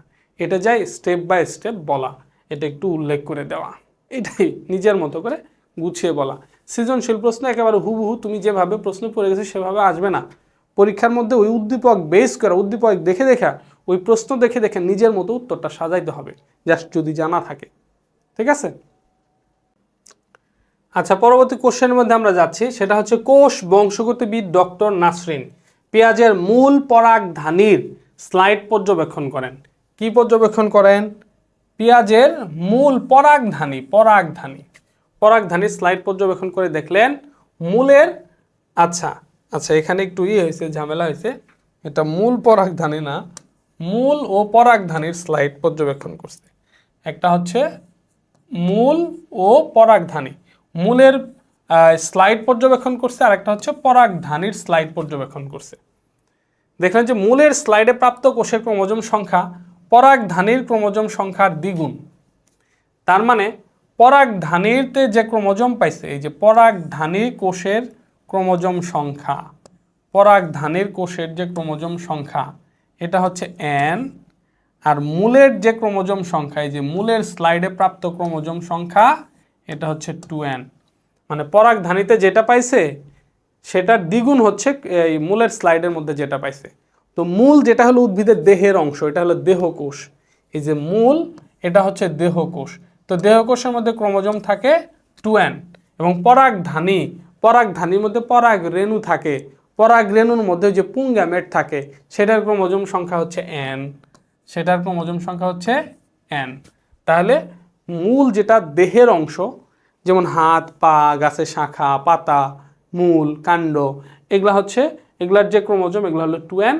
আর পরাগধানীর মধ্যে পরাগ রেণু হোক বা ফুলের ভিতরে গর্ভাশয়ের মধ্যে যদি ডিম্বকের মধ্যে যদি থাকে ডিম্বাণু, সেগুলো হচ্ছে n। মানে পুংগ্যামেট বা স্ত্রী গ্যামেট হলে সেটা n। যে পরাগধানীর মধ্যে পরাগ রেণু থাকে সেটা পুংগ্যামেট, তাহলে n। আর যদি দেহের অংশ হয় মূল, কাণ্ড, পাতা, সেটা হচ্ছে 2n। তাহলে পরাগধানীর যে কোষটা স্লাইডের মধ্যে পাইছে সেটার ক্রোমোজোম সংখ্যা, পেঁয়াজের মূলের মধ্যে যেটা পাইছে সেটা হলো পরাগধানীর দ্বিগুণ। মূলের মধ্যে যেটা পাইছে যে পরাগধানীতে n, পরাগধানীর দ্বিগুণ হচ্ছে 2n। ঠিক আছে? তাহলে এটা হচ্ছে 2n বিশিষ্ট, এটা হলো দেহকোষ, আর এটা হচ্ছে কি জনন কোষ। রাইট? ওকে, এখন আমরা প্রশ্ন দেখি। উদ্দীপকের প্রথম স্লাইডে পর্যবেক্ষিত বিভাজনটির বৈশিষ্ট্য বর্ণনা করো। তাহলে প্রথম স্লাইড হচ্ছে মূল। তাহলে মূলের স্লাইডে প্রাপ্ত কোষের ক্রোমোজোম সংখ্যা, তাহলে দ্বিগুণ ক্রোমোজোম সংখ্যা পাওয়া গেছে। প্রথম স্লাইড মানে মূলের যে স্লাইড সেটার পর্যবেক্ষিত বিভাজনটি বৈশিষ্ট্য। তাহলে 2n বিশিষ্ট কোষ তৈরি হয় কোন বিভাজনের মাধ্যমে? মাইটোসিস বিভাজনের মাধ্যমে। তার মানে এখানে যে বিভাজনটার কথা বলা হয়েছে এটা হচ্ছে মাইটোসিস বিভাজন। কি বিভাজন? মাইটোসিস বিভাজন।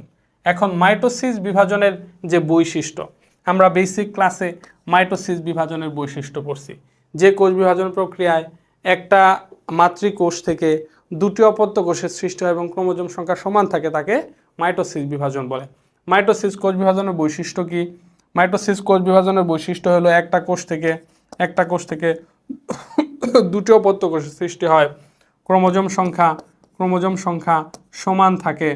তারপরে হচ্ছে এখানে ক্রোমোজোম একবার এবং নিউক্লিয়াস একবার বিভাজিত হয়। ক্রোমোজোম একবার এবং হচ্ছে নিউক্লিয়াস একবার বিভাজিত হয়। তারপরে হচ্ছে মাইটোসিস কোষ বিভাজনকে কি বলা হয়? সমীকরণিক বিভাজন বলা হয়, এখানে সমগুণ সম্পূর্ণ কোষের সৃষ্টি হয়, তারপর হচ্ছে সম আকৃতি কোষের সৃষ্টি হয়। এভাবে কিন্তু মাইটোসিস বিভাজনের অনেক বৈশিষ্ট্য আছে। এটা হচ্ছে দেহকোষের মধ্যে বিভাজন ঘটে, দেহ গঠনে মাইটোসিস বিভাজন অংশগ্রহণ করে, ঠিক আছে। এভাবে আবার অঙ্গ জননের ক্ষেত্রে মাইটোসিস বিভাজন অংশগ্রহণ করে। এভাবে কিন্তু মাইটোসিস বিভাজনের অনেকগুলা বৈশিষ্ট্য কিন্তু আমরা পড়ছি। এই বৈশিষ্ট্য অবশ্যই আমরা কি করব, পয়েন্ট আকারে দিব ইনশাআল্লাহ। আচ্ছা, এরপরে দেখো ঘ নাম্বার প্রশ্ন, যে উদ্দীপকের দ্বিতীয় স্লাইডে পর্যবেক্ষিত বিভাজনটির গুরুত্ব বিশ্লেষণ করো। তাহলে দ্বিতীয় স্লাইডে যে কি হয়েছে, জনন কোষ পাওয়া গেছে, পরাগধানীর ভিতরে জনন কোষ উৎপন্ন হয়েছে। তাহলে জনন কোষ উৎপন্ন হয় কিসের মাধ্যমে, সেটা হলো কি, যে পর্যবেক্ষিত বিভাজন, জনন কোষ উৎপন্ন হয় যে বিভাজনের মাধ্যমে, সেটা হচ্ছে মিওসিস বিভাজন। মিওসিস বিভাজন, রাইট। মিওসিস বিভাজনের মাধ্যমে হচ্ছে যে এই পরাগধানীর ভিতরে পরাগ রেণু তৈরি হয় বা জনন কোষ তৈরি হয়। এখন বিভাজনটির গুরুত্ব, এই যে মিওসিস বিভাজনের গুরুত্ব, তো মিওসিস বিভাজনের গুরুত্ব অনেকগুলা মিওসিস বিভাজনের গুরুত্ব আছে, যে ক্রোমোজোম সংখ্যা ধ্রুবক রাখে, নতুন জীবের মধ্যে বৈচিত্র্যতা সৃষ্টি করে, তারপর নতুন প্রকরণ সৃষ্টিতে মিওসিস বিভাজন ভূমিকা রাখে। এরকম কিন্তু অনেকগুলা গুরুত্ব আছে, রাইট। তো এগুলো পয়েন্ট পয়েন্ট আকারে দিব ইনশাআল্লাহ, ঠিক আছে। তো এই অধ্যায়ের মধ্যে তো মূল প্রশ্নই দুইটা, এটা মাইটোসিসের গুরুত্ব আর মিওসিসের গুরুত্ব। মিওসিসের গুরুত্বটা বেশি ইম্পর্টেন্ট। পরে কোশ্চেনে যাচ্ছি, যে সেটা হচ্ছে এ ও বি দুই ধরনের কোষ বিভাজন। এ ও বি হচ্ছে কি, দুই ধরনের কোষ বিভাজন।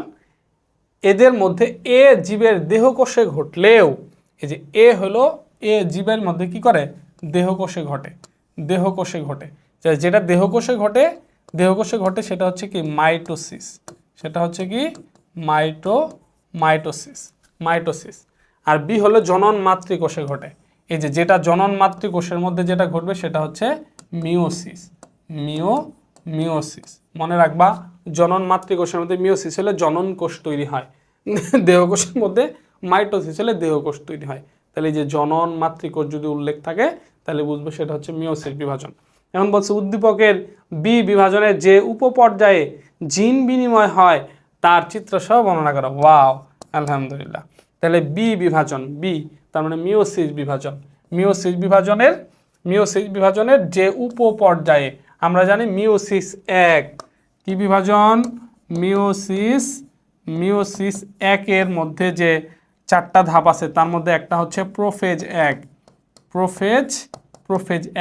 এই প্রোফেজ একের মধ্যে আবার পাঁচটা উপধাপ আছে। কয়টা উপধাপ আছে? পাঁচটা উপধাপ আছে। একটা হলো ল্যাপটোটিন, জাইগোটিন, প্যাকাইটিন, ডিপ্লোটিন এবং হচ্ছে কি ডায়াকাইনেসিস, রাইট। তাহলে যে প্যাকাইটিন ধাপের মধ্যে আমরা সবচেয়ে বেশি ইম্পর্টেন্ট ধাপ যেটা প্যাকাইটিন ধাপ, এই প্যাকাইটিন ধাপের মধ্যে হচ্ছে কি করে, ক্রোমোজোমগুলার যে জিন আছে এই জিনের অনুরূপ অংশের স্থান বিনিময় হয়, এটাকে কি বলা হয়, ক্রসিং ওভার বলা হয়। তাহলে উপপর্যায়ে জিন বিনিময় সহ তার চিত্র সহ, আচ্ছা, যে উপপর্যায়ে জিন বিনিময় হয় চিত্র সহ বর্ণনা করো। তার মানে গ নাম্বার প্রশ্ন যেটা বলছে সেটা হলো প্যাকাইটিন যে উপধাপ, প্যাকাইটিন কি ধাপ, প্যাকাইটিন উপধাপ, এই উপধাপের চিত্র সহ বর্ণনা দিতে হবে। পারবো না ইনশাল্লাহ? অবশ্যই পারবো। এরপর উদ্দীপকে এ এবং বি কোষ বিভাজন পদ্ধতি দুটির মধ্যে যথেষ্ট পার্থক্য বিদ্যমান। উদ্দীপকে এ এবং বি কোষ বিভাজন পদ্ধতি দুটি মধ্যে যথেষ্ট পার্থক্য বিদ্যমান। তাহলে হচ্ছে এ হচ্ছে মাইটোসিস বিভাজন, বি হচ্ছে মিওসিস বিভাজন। তাহলে এ এবং বি এর মধ্যে, মাইটোসিস এবং মিওসিসের মধ্যে পার্থক্য। তাহলে এটা ঘ নাম্বারটা বলছে কি, এই যে মাইটোসিস ও মিওসিসের মধ্যে কি পার্থক্য। আমরা কি পারবো না? অবশ্যই পারবো। মাইটোসিসের মধ্যে একটা থেকে দুইটা কোষ হয়, মিওসিসের মধ্যে একটা থেকে চারটা হয়।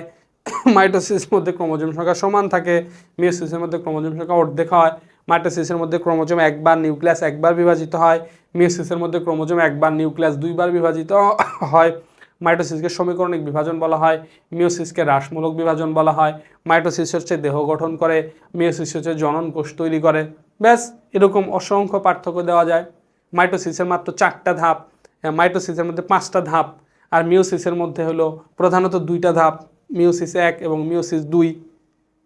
হ্যাঁ, এরপরে হচ্ছে আরও মাইটোসিসের মধ্যে সমগুণ সম্পূর্ণ কোষ তৈরি হয়, ক্রসিং ওভার ঘটে না। মিওসিসের মধ্যে ক্রসিং ওভার সম্পূর্ণ হয়। মাইটোসিসের মধ্যে জীবের মধ্যে কোনো ধরনের বৈচিত্র্যতার সৃষ্টি হয় না, মিওসিসের মধ্যে বৈচিত্র্যতার সৃষ্টি হয়। অনেক পার্থক্য দেওয়া যায়, কয়টা লিখবা? মাইটোসিস এবং মিওসিসের পার্থক্য দিয়ে দিলাম। আচ্ছা, এরপরে দেখো, প্রকৃত কোষে 2 ধরনের কোষ বিভাজন দেখা যায়। প্রকৃত কোষে 2 ধরনের কোষ বিভাজন দেখা যায়। এক্স কোষ বিভাজন হচ্ছে বিবর্তন ও জনুক্রমের সাথে সম্পর্ক নেই।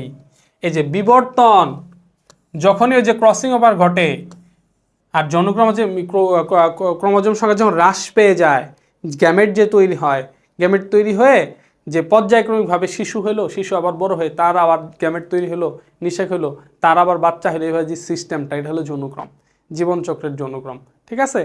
তাইলে হচ্ছে বিবর্তন, যেহেতু ক্রসিং ওভার ঘটে, ক্রসিং ওভারের মাধ্যমে বৈশিষ্ট্যের মধ্যে বৈচিত্র্যতা আসে, এটা এক ধরনের বিবর্তন। আর হলো জনুক্রমের সাথে এই যে তার সন্তান, মানে আমার সন্তান হলো, আবার তার সন্তান হবে, আবার তার সন্তান, এইভাবে পর্যায়ক্রমিকভাবে চলতেছে। জনুক্রমের সাথে সম্পর্ক নেই, এক্স বিভাজনের মধ্যে সম্পর্ক নেই। তাইলে বিবর্তন এবং জনুক্রমের সাথে সম্পর্ক কার থাকে? মিওসিস বিভাজনের। আর এর মধ্যে সম্পর্ক নাই, তার মানে এক্স কোষ বিভাজন হচ্ছে মাইটোসিস। এক্স ক্রোমোজোম হচ্ছে কি? মাইটোসিস। মাইটোসিসের মধ্যে সমগুণ সম্পূর্ণ কোষ তৈরি হয়, কোনো গ্যামেট ট্যামেটের সাথে মাইটোসিসের সম্পর্ক নাই। তাহলে এটা হলো এক্স হলো মাইটোসিস। ওয়াই কোষ বিভাজন, তার মানে এখানে জনন মাতৃকোষে ঘটে। এই যে জনন মাতৃকোষ উল্লেখ আছে, জনন মাতৃকোষ উল্লেখ থাকলেই বুঝতে হবে সেটা হলো মিওসিস বিভাজন। এবং এই যে ক্রোমোজোম সংখ্যা অর্ধেক হয়ে যায়, এই যে ক্রোমোজোম সংখ্যা কি হয়? অর্ধেক হয়। আমরা জানি মিওসিস বিভাজনের মাধ্যমে ক্রোমোজোম সংখ্যা কি হয়ে যায়? অর্ধেক হয়ে যায়। অতএব এটা হচ্ছে কি বিভাজন? মিওসিস বিভাজন। এটা হচ্ছে মিওসিস বিভাজন। তাহলে এক্স হচ্ছে মাইটোসিস, ওয়াই হচ্ছে মিওসিস। এখন আমরা দেখব যে একটি উপপর্যায়ে সিন্যাপসিস ঘটে। একটু আগে আমরা বলছি না, জাইগোটিন ধাপের মধ্যে হোমোলোগাস ক্রোমোজোমগুলো জোড়বদ্ধ হয়, এই জোড়বদ্ধ হওয়ার প্রক্রিয়াকে কি বলা হয়? সিন্যাপসিস বলা হয়। গ নাম্বার প্রশ্নটা দেখো, গ নাম্বার প্রশ্ন দেখো, উদ্দীপকে ওয়াইয়ের শেষ লাইন যে উপপর্যায়টিকে নির্দেশ করে তার বর্ণনা দাও। তাহলে চিত্র ওয়াই, ওয়াই হলো মিওসিস বিভাজন, এর যে শেষ লাইন, একটি উপপর্যায়ে সিন্যাপসিস ঘটে। তাহলে সিন্যাপসিস ঘটে হোমোলোগাস ক্রোমোজোমগুলো জোড়বদ্ধ হওয়ার প্রক্রিয়া হচ্ছে সিন্যাপসিস। তাহলে হোমোলোগাস ক্রোমোজোমগুলো জোড়বদ্ধ হয় কোন ধাপের মধ্যে? জাইগোটিন ধাপের মধ্যে। জাইগোটিন ধাপের মধ্যে, তার মানে এখানে জাইগোটিন ধাপের বর্ণনা দিতে হবে। আর কি জাইগোটিন ধাপের বর্ণনা কি বোঝানোর দরকার আছে? পারবো না আমরা ইনশাল্লাহ।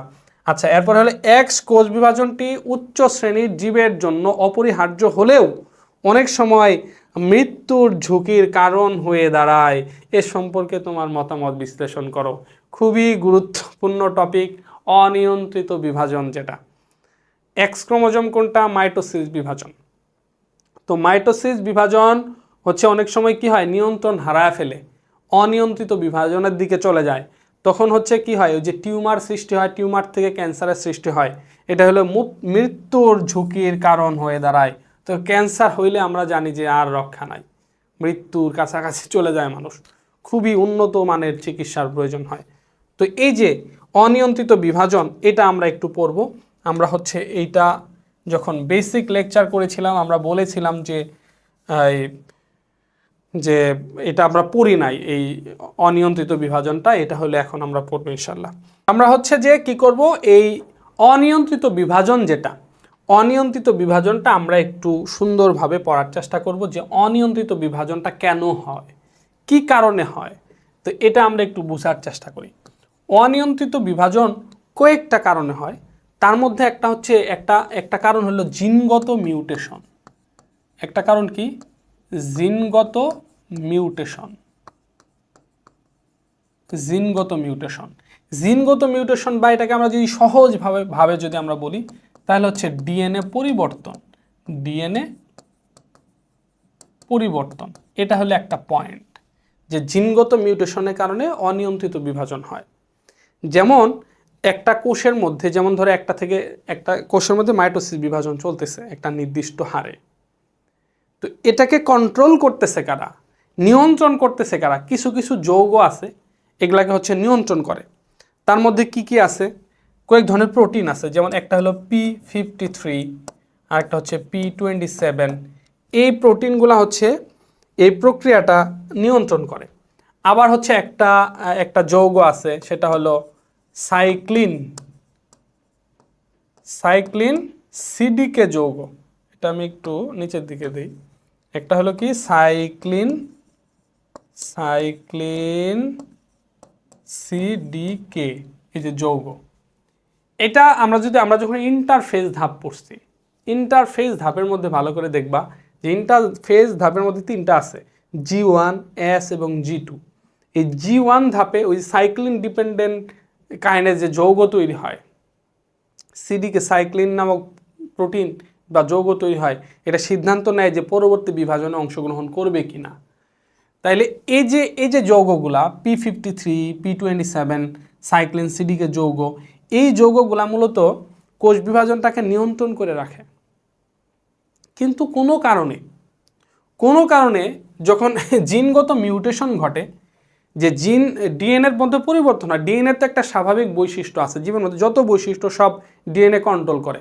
কোনো কারণে যদি ডিএনএর মধ্যে ইন্টারনালি পরিবর্তন হইলে তখন হচ্ছে যে ওই পরিবর্তনের প্রভাবে এই P53, P27, তারপরে হচ্ছে সাইক্লিন সিডিকে যে যৌগগুলো আছে, এই যৌগগুলা হচ্ছে তাদের কাজটা কন্ট্রোলভাবে মানে ঠিকমতো করতে পারে না। যখন এরা যখন করতে পারে না, তখন হচ্ছে যে এদের কাজ হচ্ছে মূলত কি কোষ বিভাজনটাকে কন্ট্রোল করা। তখন হচ্ছে বিভাজনটা কন্ট্রোল হারায় গিয়ে হচ্ছে বারবার বিভাজন হইতেই থাকে। এটা হলো অনিয়ন্ত্রিত বিভাজন। সেখান থেকে টিউমারের সৃষ্টি হয়, টিউমার থেকে ক্যান্সার। যেমন ধরো, তাহলে জিনগত মিউটেশনটা কি কারণে হয়? এখন প্রশ্ন হলো এটা যে জিনগত মিউটেশন ডিএনএর মধ্যে পরিবর্তন হবে কি কারণে হয়? এটার মধ্যে অনেকগুলো কারণ আছে। তো কারণগুলা কি? যেমন 1 নাম্বার কারণ হলো এই যে আলট্রাভায়োলেট রশ্মি। অতি তীব্র রোদের মধ্যে কেউ যদি থাকে, আলট্রাভায়োলেট রশ্মি অতিরিক্ত তাপের প্রভাবে, গরমের প্রভাবে, সূর্যের আলোর প্রভাবে এই শরীরে জিনগত মিউটেশনটা ঘটে। এরপর হচ্ছে তোমার কেউ যদি ধূমপান করে, এই ধূমপান করার কারণে যে এই ডিএনএর মধ্যে ইন্টারনালি পরিবর্তন হতে পারে। কেউ যদি মাদক গ্রহণ করে, হ্যাঁ, পর্যাপ্ত নেশাদ্রব্য এগুলা যদি কেউ গ্রহণ করে আর কি, সেই ক্ষেত্রে হচ্ছে এই ইন্টারনালি চেঞ্জগুলো আসতে পারে। এরপর হচ্ছে কেউ যদি, যেমন ধরো কেউ বিভিন্ন ভাইরাস দ্বারা যদি আক্রান্ত হয়, এই বিভিন্ন ভাইরাস দ্বারা আক্রান্ত হয়, যেমন হলো হেপাটাইটিস বি, তারপরে হচ্ছে হেপাটাইটিস এ, এই যে বিভিন্ন ধরনের ভাইরাস আছে, HIV, swine flu, bird flu, বিভিন্ন ধরনের ভাইরাস দ্বারা যদি আক্রান্ত হয়, এই ভাইরাসগুলো তখন ওই জিনের মধ্যে মিউটেশন ঘটায়, ডিএনএর মধ্যে ইন্টারনালি পরিবর্তন ঘটায়। বা বিভিন্ন রাসায়নিক পদার্থের প্রভাবে,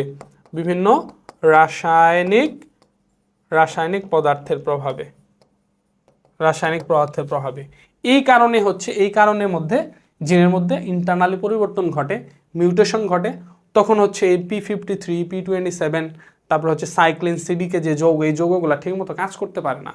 এর ফলে নিয়ন্ত্রণ হারায়, এই যে এদের প্রভাবে এরা কাজ করতে পারে না, তখন হলো কি হয়, এই যে এদের প্রভাবে জিনের মধ্যে মিউটেশন ঘটে, ডিএনএর মধ্যে পরিবর্তন হয়। এর ফলে কি হয়, এই যৌগগুলো ঠিকমতো কাজ করতে পারে না, তখন কোষ বিভাজন নিয়ন্ত্রণ হারায় যায়, আউট অফ কন্ট্রোল হয়ে যায়, তখন অনিয়ন্ত্রিত বিভাজন হতে থাকে। এটা একটা কারণ, যে জিনগত মিউটেশন, রাইট? এছাড়া আরও কারণ আছে, যেমন হচ্ছে প্রোটো অঙ্কোজিন। এই যে প্রোটো অঙ্কোজিন, এটা হলো 1 নাম্বার। তাহলে আমরা আর একটা দিই, 2 নাম্বার কি? Proto oncogene. এটাকে কি বলা হয়? Proto oncogene. এই প্রোটো অনকোজিন থাকে। প্রোটো অনকোজিনগুলার মূলত কাজ হচ্ছে এই কোষ বিভাজনটাকে কন্ট্রোল করে রাখা। কিন্তু কোনো কারণে কি হয়, ইন্টারনালি চেঞ্জ হয়, এই প্রোটো অনকোজিন যেগুলো আছে, এগুলা রূপান্তরিত হয়ে অঙ্কোজিনে রূপান্তরিত হয়, অঙ্কোজিন তৈরি করে। তো এই অঙ্কোজিন আবার কি করে, কোষ বিভাজনটাকে অনিয়ন্ত্রণ করে দেয়। প্রোটো অঙ্কোজিনটা হলো কোষ বিভাজনটাকে কন্ট্রোল করে রাখে, কিন্তু যখনই কোনো কিছুর প্রভাবে, ভাইরাস দ্বারা হোক, কোনো কিছুর দ্বারা হোক, হ্যাঁ, কোনো কারণে প্রোটো অঙ্কোজিনগুলো কি হয়, অঙ্কোজিনে রূপান্তরিত হয়, তখন হচ্ছে যে এই অঙ্কোজিন আবার হচ্ছে কি করে, এরা হচ্ছে আবার টিউমার সৃষ্টির জন্য দায়ী। এরা হচ্ছে আবার কি করে, টিউমার সৃষ্টি করে, টিউমার সৃষ্টি করে। তো টিউমার সৃষ্টি হলো মানে কি, আস্তে আস্তে অনিয়ন্ত্রিত টিউমার আস্তে আস্তে বড় হয়ে কি হবে, টিউমার আস্তে আস্তে বড় হয়ে সেখান থেকে ক্যান্সারের সৃষ্টি হবে। কথা কি বুঝাইতে পারছি? আচ্ছা, এটা হলো একটা কারণ। এরপরে হচ্ছে কোষের মৃত্যু, কোষের মৃত্যু। তো স্বাভাবিকভাবে আমাদের দেহের যে কোষগুলো আছে এগুলা রীতিমতো বিভাজিত হচ্ছে, আবার মরে যাচ্ছে, একটা নির্দিষ্ট সময়ের মধ্যে মরে যাচ্ছে, আবার বিভাজিত হচ্ছে, মরে যাচ্ছে, আবার বিভাজিত হচ্ছে। কিন্তু কথা হলো এই যে কোষ যে মরে যাবে, স্বাভাবিকভাবে যে কোষের জিনগত কারণে এমনি যে কোষ যে মরে যাওয়ার যে প্রক্রিয়া, এটাকে বলা হয় কি, কোষের মরে যাওয়ার প্রক্রিয়াটাকে বলা হয় হচ্ছে অ্যাপোটোসিস। কি বলা হয়? অ্যাপোটোসিস বলা হয়, অ্যাপোটোসিস। একটা কোষ যে মরে যাবে, তো কোষের মরে যাওয়ার প্রক্রিয়াটা হচ্ছে অ্যাপোটোসিস। এখন হচ্ছে কোনো কারণে কোষের মধ্যে ইন্টারনালি পরিবর্তন হয়, বিভিন্ন প্রোটিনের প্রভাব পড়ে, তার কারণে হচ্ছে যে অ্যাপোটোসিস আর ঘটে না। কোষ মরে যাওয়ার কথা, কোষ আর মরে যায় না, ওটা বিভাজিত হইতেই থাকে। এই যে অনিয়ন্ত্রিত বিভাজনের সৃষ্টি হয়, সেখান থেকে হলো টিউমার সৃষ্টি হয়, টিউমার থেকে ক্যান্সার, মানুষ মৃত্যুর ঝুঁকিতে পড়ে। তো এখানে জাস্ট কোশ্চেনটা এটা কথাই বলছে যে এক্স বিভাজনটি মানে মাইটোসিস বিভাজনটি উচ্চ শ্রেণীর জীবের মধ্যে অপরিহার্য হলেও অবশ্যই মাইটোসিস দরকার, তবে অনেক সময় মৃত্যুর ঝুঁকির কারণ হয়ে যায়। কেন? যদি মাইটোসিস বিভাজন নিয়ন্ত্রণ হারায় যায়। তো কি কারণে নিয়ন্ত্রণ হারাবে? যদি জিনগত মিউটেশন ঘটে, তারপরে হচ্ছে জিনের মধ্যে ইন্টারনাল পরিবর্তন হইলে কি হয়, এটা কি কারণে হয়? এই যে ইউভি, ধূমপান, ভাইরাস, বিভিন্ন রাসায়নিক পদার্থের প্রভাবে তখন হলো জিনগত পরিবর্তন হয়, তখন এই যে যৌগগুলা P57, P27, সাইক্লিন সিডিকে যৌগগুলা কাজ করতে পারে না, তখন কোষ বিভাজন নিয়ন্ত্রণ হারায় যায়, অনিয়ন্ত্রিত বিভাজনের সৃষ্টি হয়। এখন হচ্ছে প্রোটো অঙ্কোজিন, এগুলা হচ্ছে কি হয়, অঙ্কোজিনে রূপান্তরিত হলে টিউমারের সৃষ্টি হয়। আবার স্বাভাবিকভাবে যে কোষের মৃত্যু হওয়ার কথা, এই অ্যাপোটোসিস, বিভিন্ন প্রোটিনের প্রভাবে যদি এই কি বলে অ্যাপোটোসিস যদি না হয়, কোষের মৃত্যু যদি না হয়, তখন কোষ বিভাজন অনিয়ন্ত্রিত হয়ে যায়। এখন একটা প্রশ্ন হচ্ছে যে অনিয়ন্ত্রিত বিভাজন কিভাবে ক্যান্সারের সৃষ্টি করে, টিউমার থেকে ক্যান্সার কেন হয়, এটা হলো পয়েন্ট এক্স্যাক্টলি। হ্যাঁ, যে টিউমার থেকে ক্যান্সার কেন হয়, এটা জাস্ট আমি সিম্পলভাবে একটু বুঝাই দিই। দেখো, টিউমার থেকে ক্যান্সার কেন হয়, একটা উদাহরণ দিলেই তুমি বুঝবা যে টিউমার থেকে কেন ক্যান্সার হয়। যেমন ধরো আমাদের যে লিউকেমিয়া, ব্লাড ক্যান্সার, যেটা এটার কথা বলি। ব্লাড ক্যান্সার, আমাদের যে হাড় আছে, শরীরের যে হাড্ডি আছে, হাড্ডির ভিতরে আমাদের যে এই যে মেরুরজ্জু থাকে, আমাদের যে অস্থি মজ্জা থাকে, রাইট, হাড্ডির ভিতরে যে মজ্জা থাকে এটা হলো অস্থি মজ্জা। এই অস্থি মজ্জার মধ্যে মূলত রক্ত তৈরি হয়, লোহিত কণিকা তৈরি হয়। এখন কোনো কারণে যদি এই লোহিত কণিকার মধ্যে, এই যে অস্থি মজ্জার মধ্যে অনিয়ন্ত্রিত বিভাজন যদি হয়, তখন এখানে কি হয়, টিউমারের সৃষ্টি হয়। টিউমার হলে কি হয়, টিউমার মানে কি, স্বাভাবিকের তুলনায় ফুলে যায়। তো স্বাভাবিকের তুলনায় যখন ফুলে যাবে, সেখানে যে রক্তনালী আছে, সেখানে যে শিরা ধমনী আছে, ওগুলোর মধ্যে প্রেসার পড়বে, তখন ওরা ঠিকমতো কাজ করতে পারবে না। যখনই ফুলে যাওয়ার কারণে শিরা ধমনীর মধ্যে প্রেসার পড়বে, ঠিকমতো যখন কাজ করতে পারবে না, তখনই ওদের ভিতরে অক্সিজেনের ঘাটতি সৃষ্টি হবে, বজ্র পদার্থের পরিমাণ বেড়ে যাবে, খাদ্যদ্রব্য পরিমাণ আসা কমে যাওয়ার কারণে তো তখন সেই জায়গাটাতে আর লোহিত রক্তকণিকা ঠিকমতো সে তৈরি করতে পারবে না। যখন লোহিত কণিকা ঠিকমতো তৈরি করতে পারবে না, তখন শরীরের মধ্যে আস্তে আস্তে লোহিত কণিকার ঘাটতির সৃষ্টি হবে। এই যে শরীরের মধ্যে আস্তে আস্তে লোহিত কণিকার ঘাটতির সৃষ্টি হলো, এটাকেই বলা হয় হচ্ছে লিউকেমিয়া বা ব্লাড ক্যান্সার। যে আস্তে আস্তে লোহিত রক্তকণিকার ঘাটতি হবে, ঘাটতি হওয়ার কারণে আস্তে আস্তে লোহিত কণিকা সারা দেহের মধ্যে অক্সিজেন সরবরাহ করে, খাদ্যবস্তু সরবরাহ করে, সারা দেহের মধ্যে অক্সিজেনের ঘাটতি পড়ে যাবে, খাদ্যবস্তু ঘাটতি পড়ে যাবে, শরীর আস্তে আস্তে দুর্বল হতে থাকবে। This is cancer. এবং দেখো এখানে যে ঘটনাটা যে ঘটছে, অবশ্যই কোনো ভাইরাস, কোনো ব্যাকটেরিয়া, কোনো রাসায়নিক পদার্থের আক্রমণের কারণে এখানে ঘটছে। এখানে যে জিনটা আছে, এখানে যে কোষটা আছে, কোষের মধ্যে যে ডিএনএ আছে, ওটার মধ্যে ইন্টারনালি একটা চেঞ্জ হয়েছে, রাইট? তো ইন্টারনালি একটা চেঞ্জ হওয়ার কারণেই কিন্তু মূলত কি হয়েছে, এই এই এখানে অনিয়ন্ত্রিত বিভাজন হয়েছে। তাহলে যে জিনটার মধ্যে ইন্টারনালি পরিবর্তনটা হয়েছে, অনিয়ন্ত্রিত বিভাজনের মধ্যে একটা থেকে দুইটা, দুইটা থেকে চারটা, চারটা থেকে আটটা, এইভাবে আস্তে আস্তে সেটা বাড়তেছে না, সেটা বাড়তেছে বাড়তেছে বাড়তেছে। তার মানে যে কোষটার মধ্যে ইন্টারনালি চেঞ্জ হয়েছে, ডিএনএর মধ্যে চেঞ্জ হয়েছে, বা ভাইরাস দ্বারা আক্রান্ত হয়েছে, বা রাসায়নিক পদার্থ দ্বারা আক্রান্ত হয়েছে, ওই কোষটার সংখ্যা এখন বাড়তেছে বাড়তেছে বাড়তেছে। যত এটা বাড়তে থাকবে, এটা আস্তে আস্তে বড় হইতে থাকবে, আস্তে আস্তে বড় হইতে থাকবে, রক্তের মধ্যে তত ছড়ায় যেতে থাকবে। এই যে সারা দেহ ক্যান্সার, এই যে জীবাণু বা হচ্ছে ওই দূষিত বা নষ্ট যে জিন মিউটেশনগত যে ক্রোমোজোমটা বা ডিএনএটা, ওটা সারা দেহের মধ্যে আস্তে আস্তে ছড়ায় যাচ্ছে, এই যে ক্যান্সার ছড়ায় যাচ্ছে। এই জন্য শরীরের মধ্যে কোনো জায়গায় টিউমার রাখা উচিত না। যেখানেই টিউমার থাকুক, যদিও কোনো ব্যথা করতেছে না, কিছু করতেছে না, সিম্পল জিনিস। অনেক মানুষ আছে, বাপদাদা ভালো করে খেয়াল করবা, চাচা বাবা, এদের মধ্যে অনেকের দেখবা এই পিঠের মধ্যে একটা টিউমার অনেক দিন যাবত হয়ে আছে, কিছু করে না, রেখে দিছে। এরকম রাখা যাবে না, শরীরের মধ্যে কোনো টিউমার রাখা যাবে না। যদিও কোনো ব্যথা করতেছে না, বাট একটা সময় ব্যথা করবে, ওইটা গলে যাবে, পচে যাবে, ওইখান থেকে ক্যান্সারের সৃষ্টি হবে। এই জন্য দ্রুত শরীরের মধ্যে কোনো জায়গায় টিউমার রাখা যাবে না। টিউমার হলে অপারেশন করবা, ডাক্তারি চিকিৎসা নেই। টিউমারের অপারেশন একবার সিম্পল, 10-12 হাজার টাকা খরচ লাগে না, আরও কম খরচের মধ্যে করা যায়। তো এই হচ্ছে অনিয়ন্ত্রিত বিভাজন, এবং অনিয়ন্ত্রিত বিভাজনের কারণে কি কারণে মানুষের মৃত্যু হয়। ওকে, আশা করি এটা বুঝাইতে পারছি। পরের কোশ্চেনের মধ্যে আমরা যাচ্ছি যে মানুষের জনন কোষ, জনন মাতৃকোষে এক প্রকার বিভাজন রেখাচিত্র দেখানো হয়েছে। আচ্ছা, এখানে 46টা ক্রোমোজোম আছে, 46টাতে অর্ধেক হয়েছে, আবার এখান থেকে আবার এন সৃষ্টি হয়েছে। তার মানে এখানেও 23 হবে, এখানেও 23 হবে, এখানেও 23 হবে, এখানেও 23 হবে। বোঝাই যাচ্ছে মিওসিস বিভাজনের দুইটা ধাপ, একটা হলো মিওসিস 1, একটা হলো মিওসিস 2। সিম্পলভাবে বোঝা যাচ্ছে এটা হলো মিওসিস বিভাজন, একেবারে সিম্পল।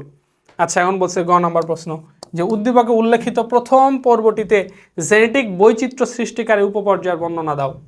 তাহলে প্রথম যে পর্ব মিওসিস 1, মিওসিস 1-এর মধ্যে জেনেটিক বৈচিত্র্য সৃষ্টি করে উপপর্যায়ে, তাহলে যেটার মধ্যে জেনেটিক বৈচিত্র্যতার সৃষ্টি হয়, ক্রসিং ওভার ঘটে। ক্রসিং ওভার ঘটে কোন ধাপে? প্যাকাইটিন ধাপে। সেই পর্যায়ের বর্ণনা দিতে হবে। তার মানে এখানে আমরা কি করব, এই যে প্যাকাইটিন ধাপের বর্ণনা দিব, প্যাকাইটিন ধাপের বর্ণনা দিব। আশা করি বুঝাইতে পারছি। কিসের বর্ণনা? প্যাকাইটিন ধাপের বর্ণনা। পারবো তো ইনশাল্লাহ? 100% ইনশাল্লাহ। আচ্ছা, এরপরে দেখো উদ্দীপকে উল্লেখিত দ্বিতীয় পর্বটির সমীকরণিক বিভাজনের অনুরূপ বিশ্লেষণ করো। এই যে এখানে যে ধাপটা যে হয় মিওসিস, এটা কিন্তু আমরা মিওসিস বিভাজনের সময় পড়ছি যে মিওসিস 2 যে বিভাজন আছে, এই মিওসিস 2 বিভাজনটা মাইটোসিস বিভাজনের অনুরূপ। কারণ দেখো এখানে হচ্ছে যে ক্রোমোজোমগুলো থাকে, এটা জাস্ট এভাবে যদি আমরা বলি, এই যে 2n থেকে প্রথমে 2টা কোষ হবে nn, পরে এখান থেকে যে 2টা হবে, এই যে ক্রোমোজোম সংখ্যা দেখো, ভালো করে দেখো, এই যে একটা এখানেও ক্রোমোজোম সংখ্যা n, এখানে হয়েছে n, এখানে হয়েছে n। অতএব এটা কি মাইটোসিসের মধ্যে তো সেম জিনিসটাই ঘটে, ক্রোমোজোম সংখ্যা সমান থাকে, ক্রোমোজোম সংখ্যা সমান থাকে। অতএব এই যে মিওসিস 2 যেটা, মিওসিস 2 যেটা, এই মিওসিস 2 হচ্ছে কি মাইটোসিস বিভাজনের অনুরূপ ধাপ। কেন? এখানে ক্রোমোজোম সংখ্যা সমান থাকে। আর মাইটোসিস বিভাজনকে কি বলা হয়? সমীকরণিক বিভাজন বলা হয়। বেশ, নিজের মতো করে একটু গুছিয়ে লেখা। আচ্ছা, তো আমরা পড়তে পড়তে আমরা একটু বিরতি নেই। সেটা হলো যে HSC 27 তোমাদের জন্য আমাদের biology basic to pro first paper যে কোর্স আসছে, এটা শুধু ফার্স্ট পার্টের জন্য আলাদা কোর্স, সেকেন্ড পার্টের জন্য আলাদা কোর্স। আমাদের ফার্স্ট পার্টের কোর্সও আছে, সেকেন্ড পার্টের কোর্সও আছে, ঠিক আছে? তো এই কোর্সের জন্য আমরা হচ্ছে সরাসরি লাইভ ক্লাস নিচ্ছি, বেশিরভাগই লাইভ ক্লাস, রেকর্ডেড ক্লাস কম। এর মাঝে মাঝে অনেক সমস্যা থাকলে রেকর্ডেড ক্লাস দেই। তারপরে হচ্ছে তোমরা মানে একেবারে বেসিক সিকিউ এমসিকিউ সব ইন ডিটেলস পাবা, লেকচার স্লাইড পাবা, সাজেশন পাবা। আমরা আমাদের সর্বোচ্চ পর্যায়ে দিয়ে আমরা আমাদের কোর্সটা সাজাইছি। সো আমাদের কোর্সটাতে যুক্ত হয়ে যেতে পারো, সরাসরি advancedmethod.com লিখে ওখানে গিয়ে তুমি কোর্সটা পারচেস করে নিতে পারো, ঠিক আছে? তো ফার্স্ট পার্ট এবং সেকেন্ড পার্ট বোথ আছে, কোনো সমস্যা নেই। আমার ক্লাস যদি ভালো লাগে, আমাদের যে RMH একটা ইউটিউব চ্যানেল আছে, RMH রেদওয়ান্স মেথড, HSC এভাবে লিখলেও হবে, RMH লিখলেও একটা ইউটিউব চ্যানেল চলে আসবে। ইউটিউব চ্যানেলের মধ্যে গেলে দেখবা বায়োলজির আমার একটা প্লে লিস্ট আছে, ওইখান থেকে তুমি ফ্রি ক্লাস করতে পারো। ফ্রি অনেক প্রথম অধ্যায় সম্পূর্ণ হচ্ছে লেকচার একবার ফ্রি করে দেওয়া হয়েছে। ওই ফ্রি ক্লাসগুলো করে যদি ভালো লাগে আমার কোর্সে ভর্তি হয়ে যেতে পারো। ঠিক আছে। আর হচ্ছে তোমরা জানো যে আমার লেখা একটা বই আছে, সেটা হচ্ছে সহজ বায়োলজি প্রথম পত্র। এই বইটা হচ্ছে রকমারি.com-এ পাওয়া যাচ্ছে, wafiLife.com-এ পাওয়া যাচ্ছে। তো বইটা তোমরা সংগ্রহ করতে পারো, অসাধারণ একটা বই। আমি যদি বইটা একটু দেখাই, সেটা হচ্ছে এই যে সহজ বায়োলজি বই। প্রত্যেকটা টপিক একবার সাজিয়ে গুছিয়ে সুন্দরভাবে উপস্থাপন করা হয়েছে। তো যারা হচ্ছে খুবই সহজে অল্প পরিশ্রমে A+ পেতে চাও, এমন একটা বই খুঁজতেছো যেখান থেকে সবগুলা কোশ্চেন হলো বোর্ড পরীক্ষায় কমন পড়বে, এই টাইপের একটা বই হলো এই সহজ বায়োলজি। তো বইটা সংগ্রহ করতে পারো, রকমারি.com-এ পাওয়া যাচ্ছে, wafiLife.com-এ পাওয়া যাচ্ছে। আর হচ্ছে যে কোনো ঝামেলা যদি হয় কোর্সের ব্যাপারে আর বইয়ের ব্যাপারে যে কোনো তথ্য জানার জন্য আমার যে নাম্বারটা দেওয়া আছে 01935498807, এই নাম্বার আমাকে হোয়াটসঅ্যাপ করবা, আর সরাসরি আমি রিপ্লাই দেবো ইনশাল্লাহ। যে কোনো প্রয়োজনে আমার সাথে যোগাযোগ করবা। এক ধরনের কোষ বিভাজনের ফলে প্রজাতিতে বংশানুক্রমে ক্রোমোজোম সংখ্যা ধ্রুবক থাকে। এই যে ক্রোমোজোম সংখ্যা ধ্রুবক থাকে, এরকম কথা যদি উল্লেখ থাকে, ক্রোমোজোম সংখ্যা যদি ধ্রুবক থাকে, জীবের মধ্যে বৈচিত্র্যতার সৃষ্টি হয়, নতুন প্রকরণের সৃষ্টি হয়, ক্রোমোজোম সংখ্যা অর্ধেক হয়, এই টাইপের যে কোনো কথা যদি উল্লেখ থাকে তাহলে বুঝতে হবে সেটা হচ্ছে কি বিভাজন, সেটা হচ্ছে মিওসিস বিভাজন। তাহলে এটা হচ্ছে মিওসিস বিভাজনের কথা বলা হয়েছে। আচ্ছা, প্রথমটা হলো মিওসিস বিভাজন। আবার আরেক ধরনের কোষ বিভাজন আছে, যদি অনিয়ন্ত্রিত হয়। এই যে কোষ বিভাজন যদি অনিয়ন্ত্রিত হয় তাহলে জীবের মৃত্যুও হতে পারে। কোষ বিভাজনে তাহলে কোন বিভাজনটা অনিয়ন্ত্রিত হয়? মাইটোসিস বিভাজন। তাহলে হলে এই বিভাজনটা হচ্ছে কি বিভাজন? মাইটোসিস বিভাজন, মাইটোসিস। তাইলে যদি অনিয়ন্ত্রিত বিভাজন কার মধ্যে হবে? মাইটোসিসের মধ্যে হয়। অতিরিক্ত মাইটোসিস হইতেই থাকে, এমন না একটা থেকে 5টা হয়, একটা থেকে 3টা হয়, ওরকম না, একটা থেকে 2টাই হবে, তবে বারবার হইতেই থাকবে, হইতেই থাকবে, হইতেই থাকবে। এটা হচ্ছে অনিয়ন্ত্রিত বিভাজন। তাহলে কি বুঝলাম? যে ক্রোমোজোম সংখ্যা ধ্রুবক রাখে, বৈচিত্র্যতার সৃষ্টি হয়, নতুন প্রকরণ সৃষ্টি হয়, ক্রোমোজোম সংখ্যা অর্ধেক হয়, এই টাইপের উল্লেখ থাকলে মিওসিস বিভাজন। আর অনিয়ন্ত্রিত বিভাজন সৃষ্টি হয় যার মধ্যে, সেটা হলো মাইটোসিস। ক্রোমোজোম সংখ্যা সমান থাকে, তারপরে সমগুণ সম্পন্ন কোষের সৃষ্টি হয়, দেহকোষের মধ্যে ঘটে, এই টাইপের উল্লেখ থাকলে মাইটোসিস বিভাজন। আচ্ছা, উদ্দীপকের দ্বিতীয় অংশে উল্লেখিত কোষ বিভাজন প্রক্রিয়া, দ্বিতীয় অংশে, তার মানে হলো মাইটোসিস।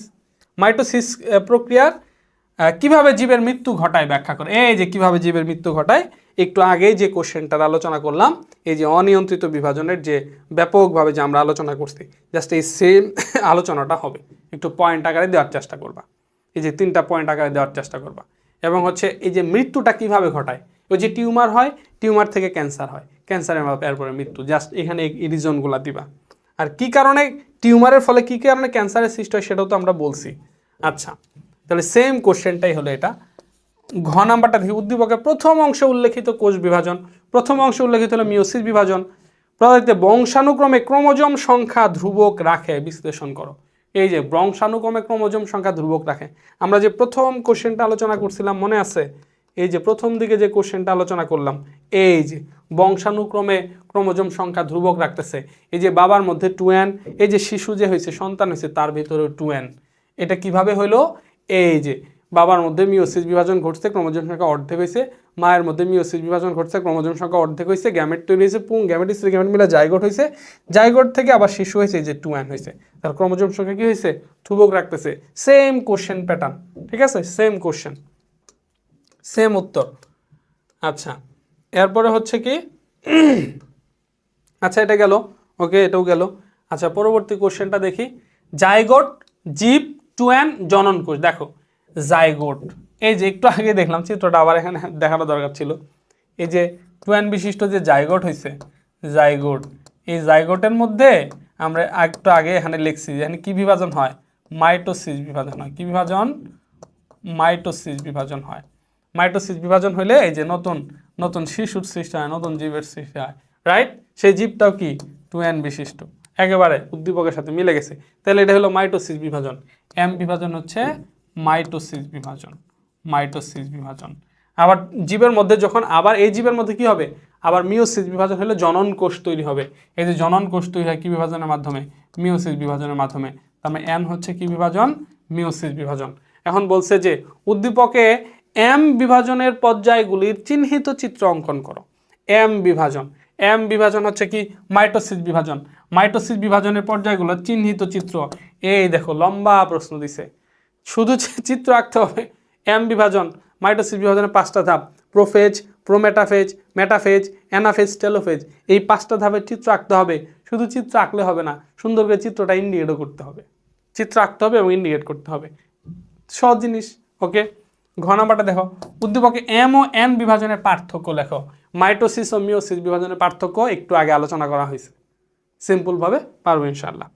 আচ্ছা, পরের কোশ্চেন দেখো, এখানে তো বোঝাই যাচ্ছে যে এখানে ক্রসিং ওভারকে ইন্ডিকেট করা বোঝানো হচ্ছে যে ক্রসিং ওভার দুইটা সিস্টার ক্রোমাটিড, এটার সাথে এটা হলো সিস্টার ক্রোমাটিড, ইন্ডিকেটটা হয় নাই। এটার সাথে এটা হলো সিস্টার ক্রোমাটিড, আবার এটার সাথে এটা হলো নন সিস্টার ক্রোমাটিড। আর যে জায়গাতে যুক্ত হবে দুইটা নন সিস্টার ক্রোমাটিড সেটাকে কায়াজমা বলা হয়। আচ্ছা, উদ্দীপকটা আমরা বুঝছি যে এটা ক্রসিং ওভারকে মিন করতেছে। উদ্দীপকের প্রক্রিয়াটি কোষ বিভাজনের কোন দশায় সংঘটিত হয়? এখানে একটু ঘটনা ঘটবে, এই যেখানে একটু অনুরূপ অংশের স্থান বিনিময় হবে, অনুরূপ অংশের স্থান বিনিময় হবে, ওটাও একটু দেখাইতে হবে। এটা এই পাশে না, সরি,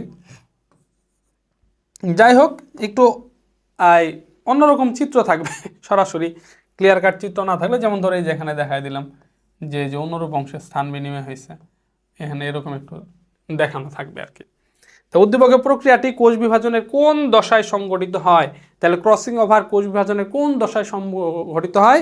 মিওসিস বিভাজনের মিওসিস 1, এই যে মিওসিস 1-এর ভিতরে প্রোফেজ 1, প্রোফেজ 1-এর মধ্যে প্যাকাইটিন ধাপ। তাহলে কোন দশায় সংঘটিত হয়?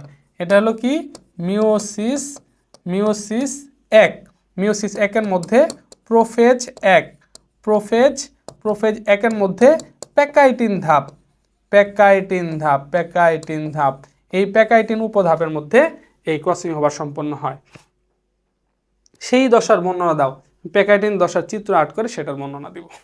আচ্ছা, এরপরে হলো কি উদ্দীপকের প্রক্রিয়াটি তাৎপর্য বিশ্লেষণ করো।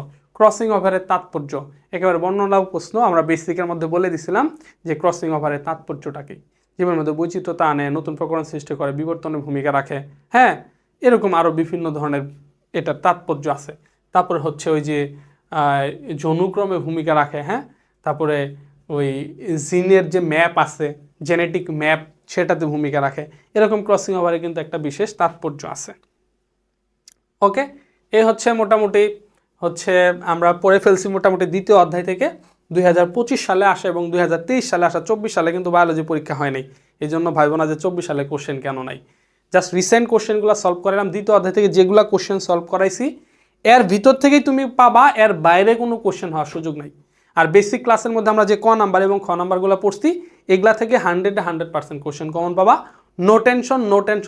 বায়োলজির যা পড়াইছে এর বাইরে কোনো কোশ্চেন আসার সুযোগ নাই। সর্বশেষ এই যে বিজ্ঞাপন, সেটা হলো বায়োলজি প্রথম পত্র এবং দ্বিতীয় পত্র বোথ কোর্স হচ্ছে আমাদের RMH থেকে আসছে, ঠিক আছে। ক্লাস ভালো লাগে না খারাপ লাগলে আমাদের কোর্সে যুক্ত হবা না, যদি ভালো লাগে তাহলে কোর্সে যুক্ত হবা। ফ্রি ক্লাস আছে। RMH-এর যে ইউটিউব চ্যানেল আছে, আমার যে ব্যক্তিগত নুরাইন খান, আমার যে ইউটিউব চ্যানেল আছে, সেখানেও আমাদের কোর্সের অনেকগুলো ক্লাস ফ্রি দেওয়া আছে। ক্লাসগুলো দেখবা, দেখে পছন্দ হলে কোর্সে ভর্তি হবা। আর যদি পছন্দ না হয় তাহলে ভর্তি হবো না। আমি সারাদিন তোমার পাও ধরে রিকোয়েস্ট করলে তুমি ভর্তি হবা না। রেদওয়ান্স মেথডে গিয়ে কোর্স পারচেস করে নিবা। কোনো সমস্যা হলে আমাকে সরাসরি হোয়াটসঅ্যাপ করবা।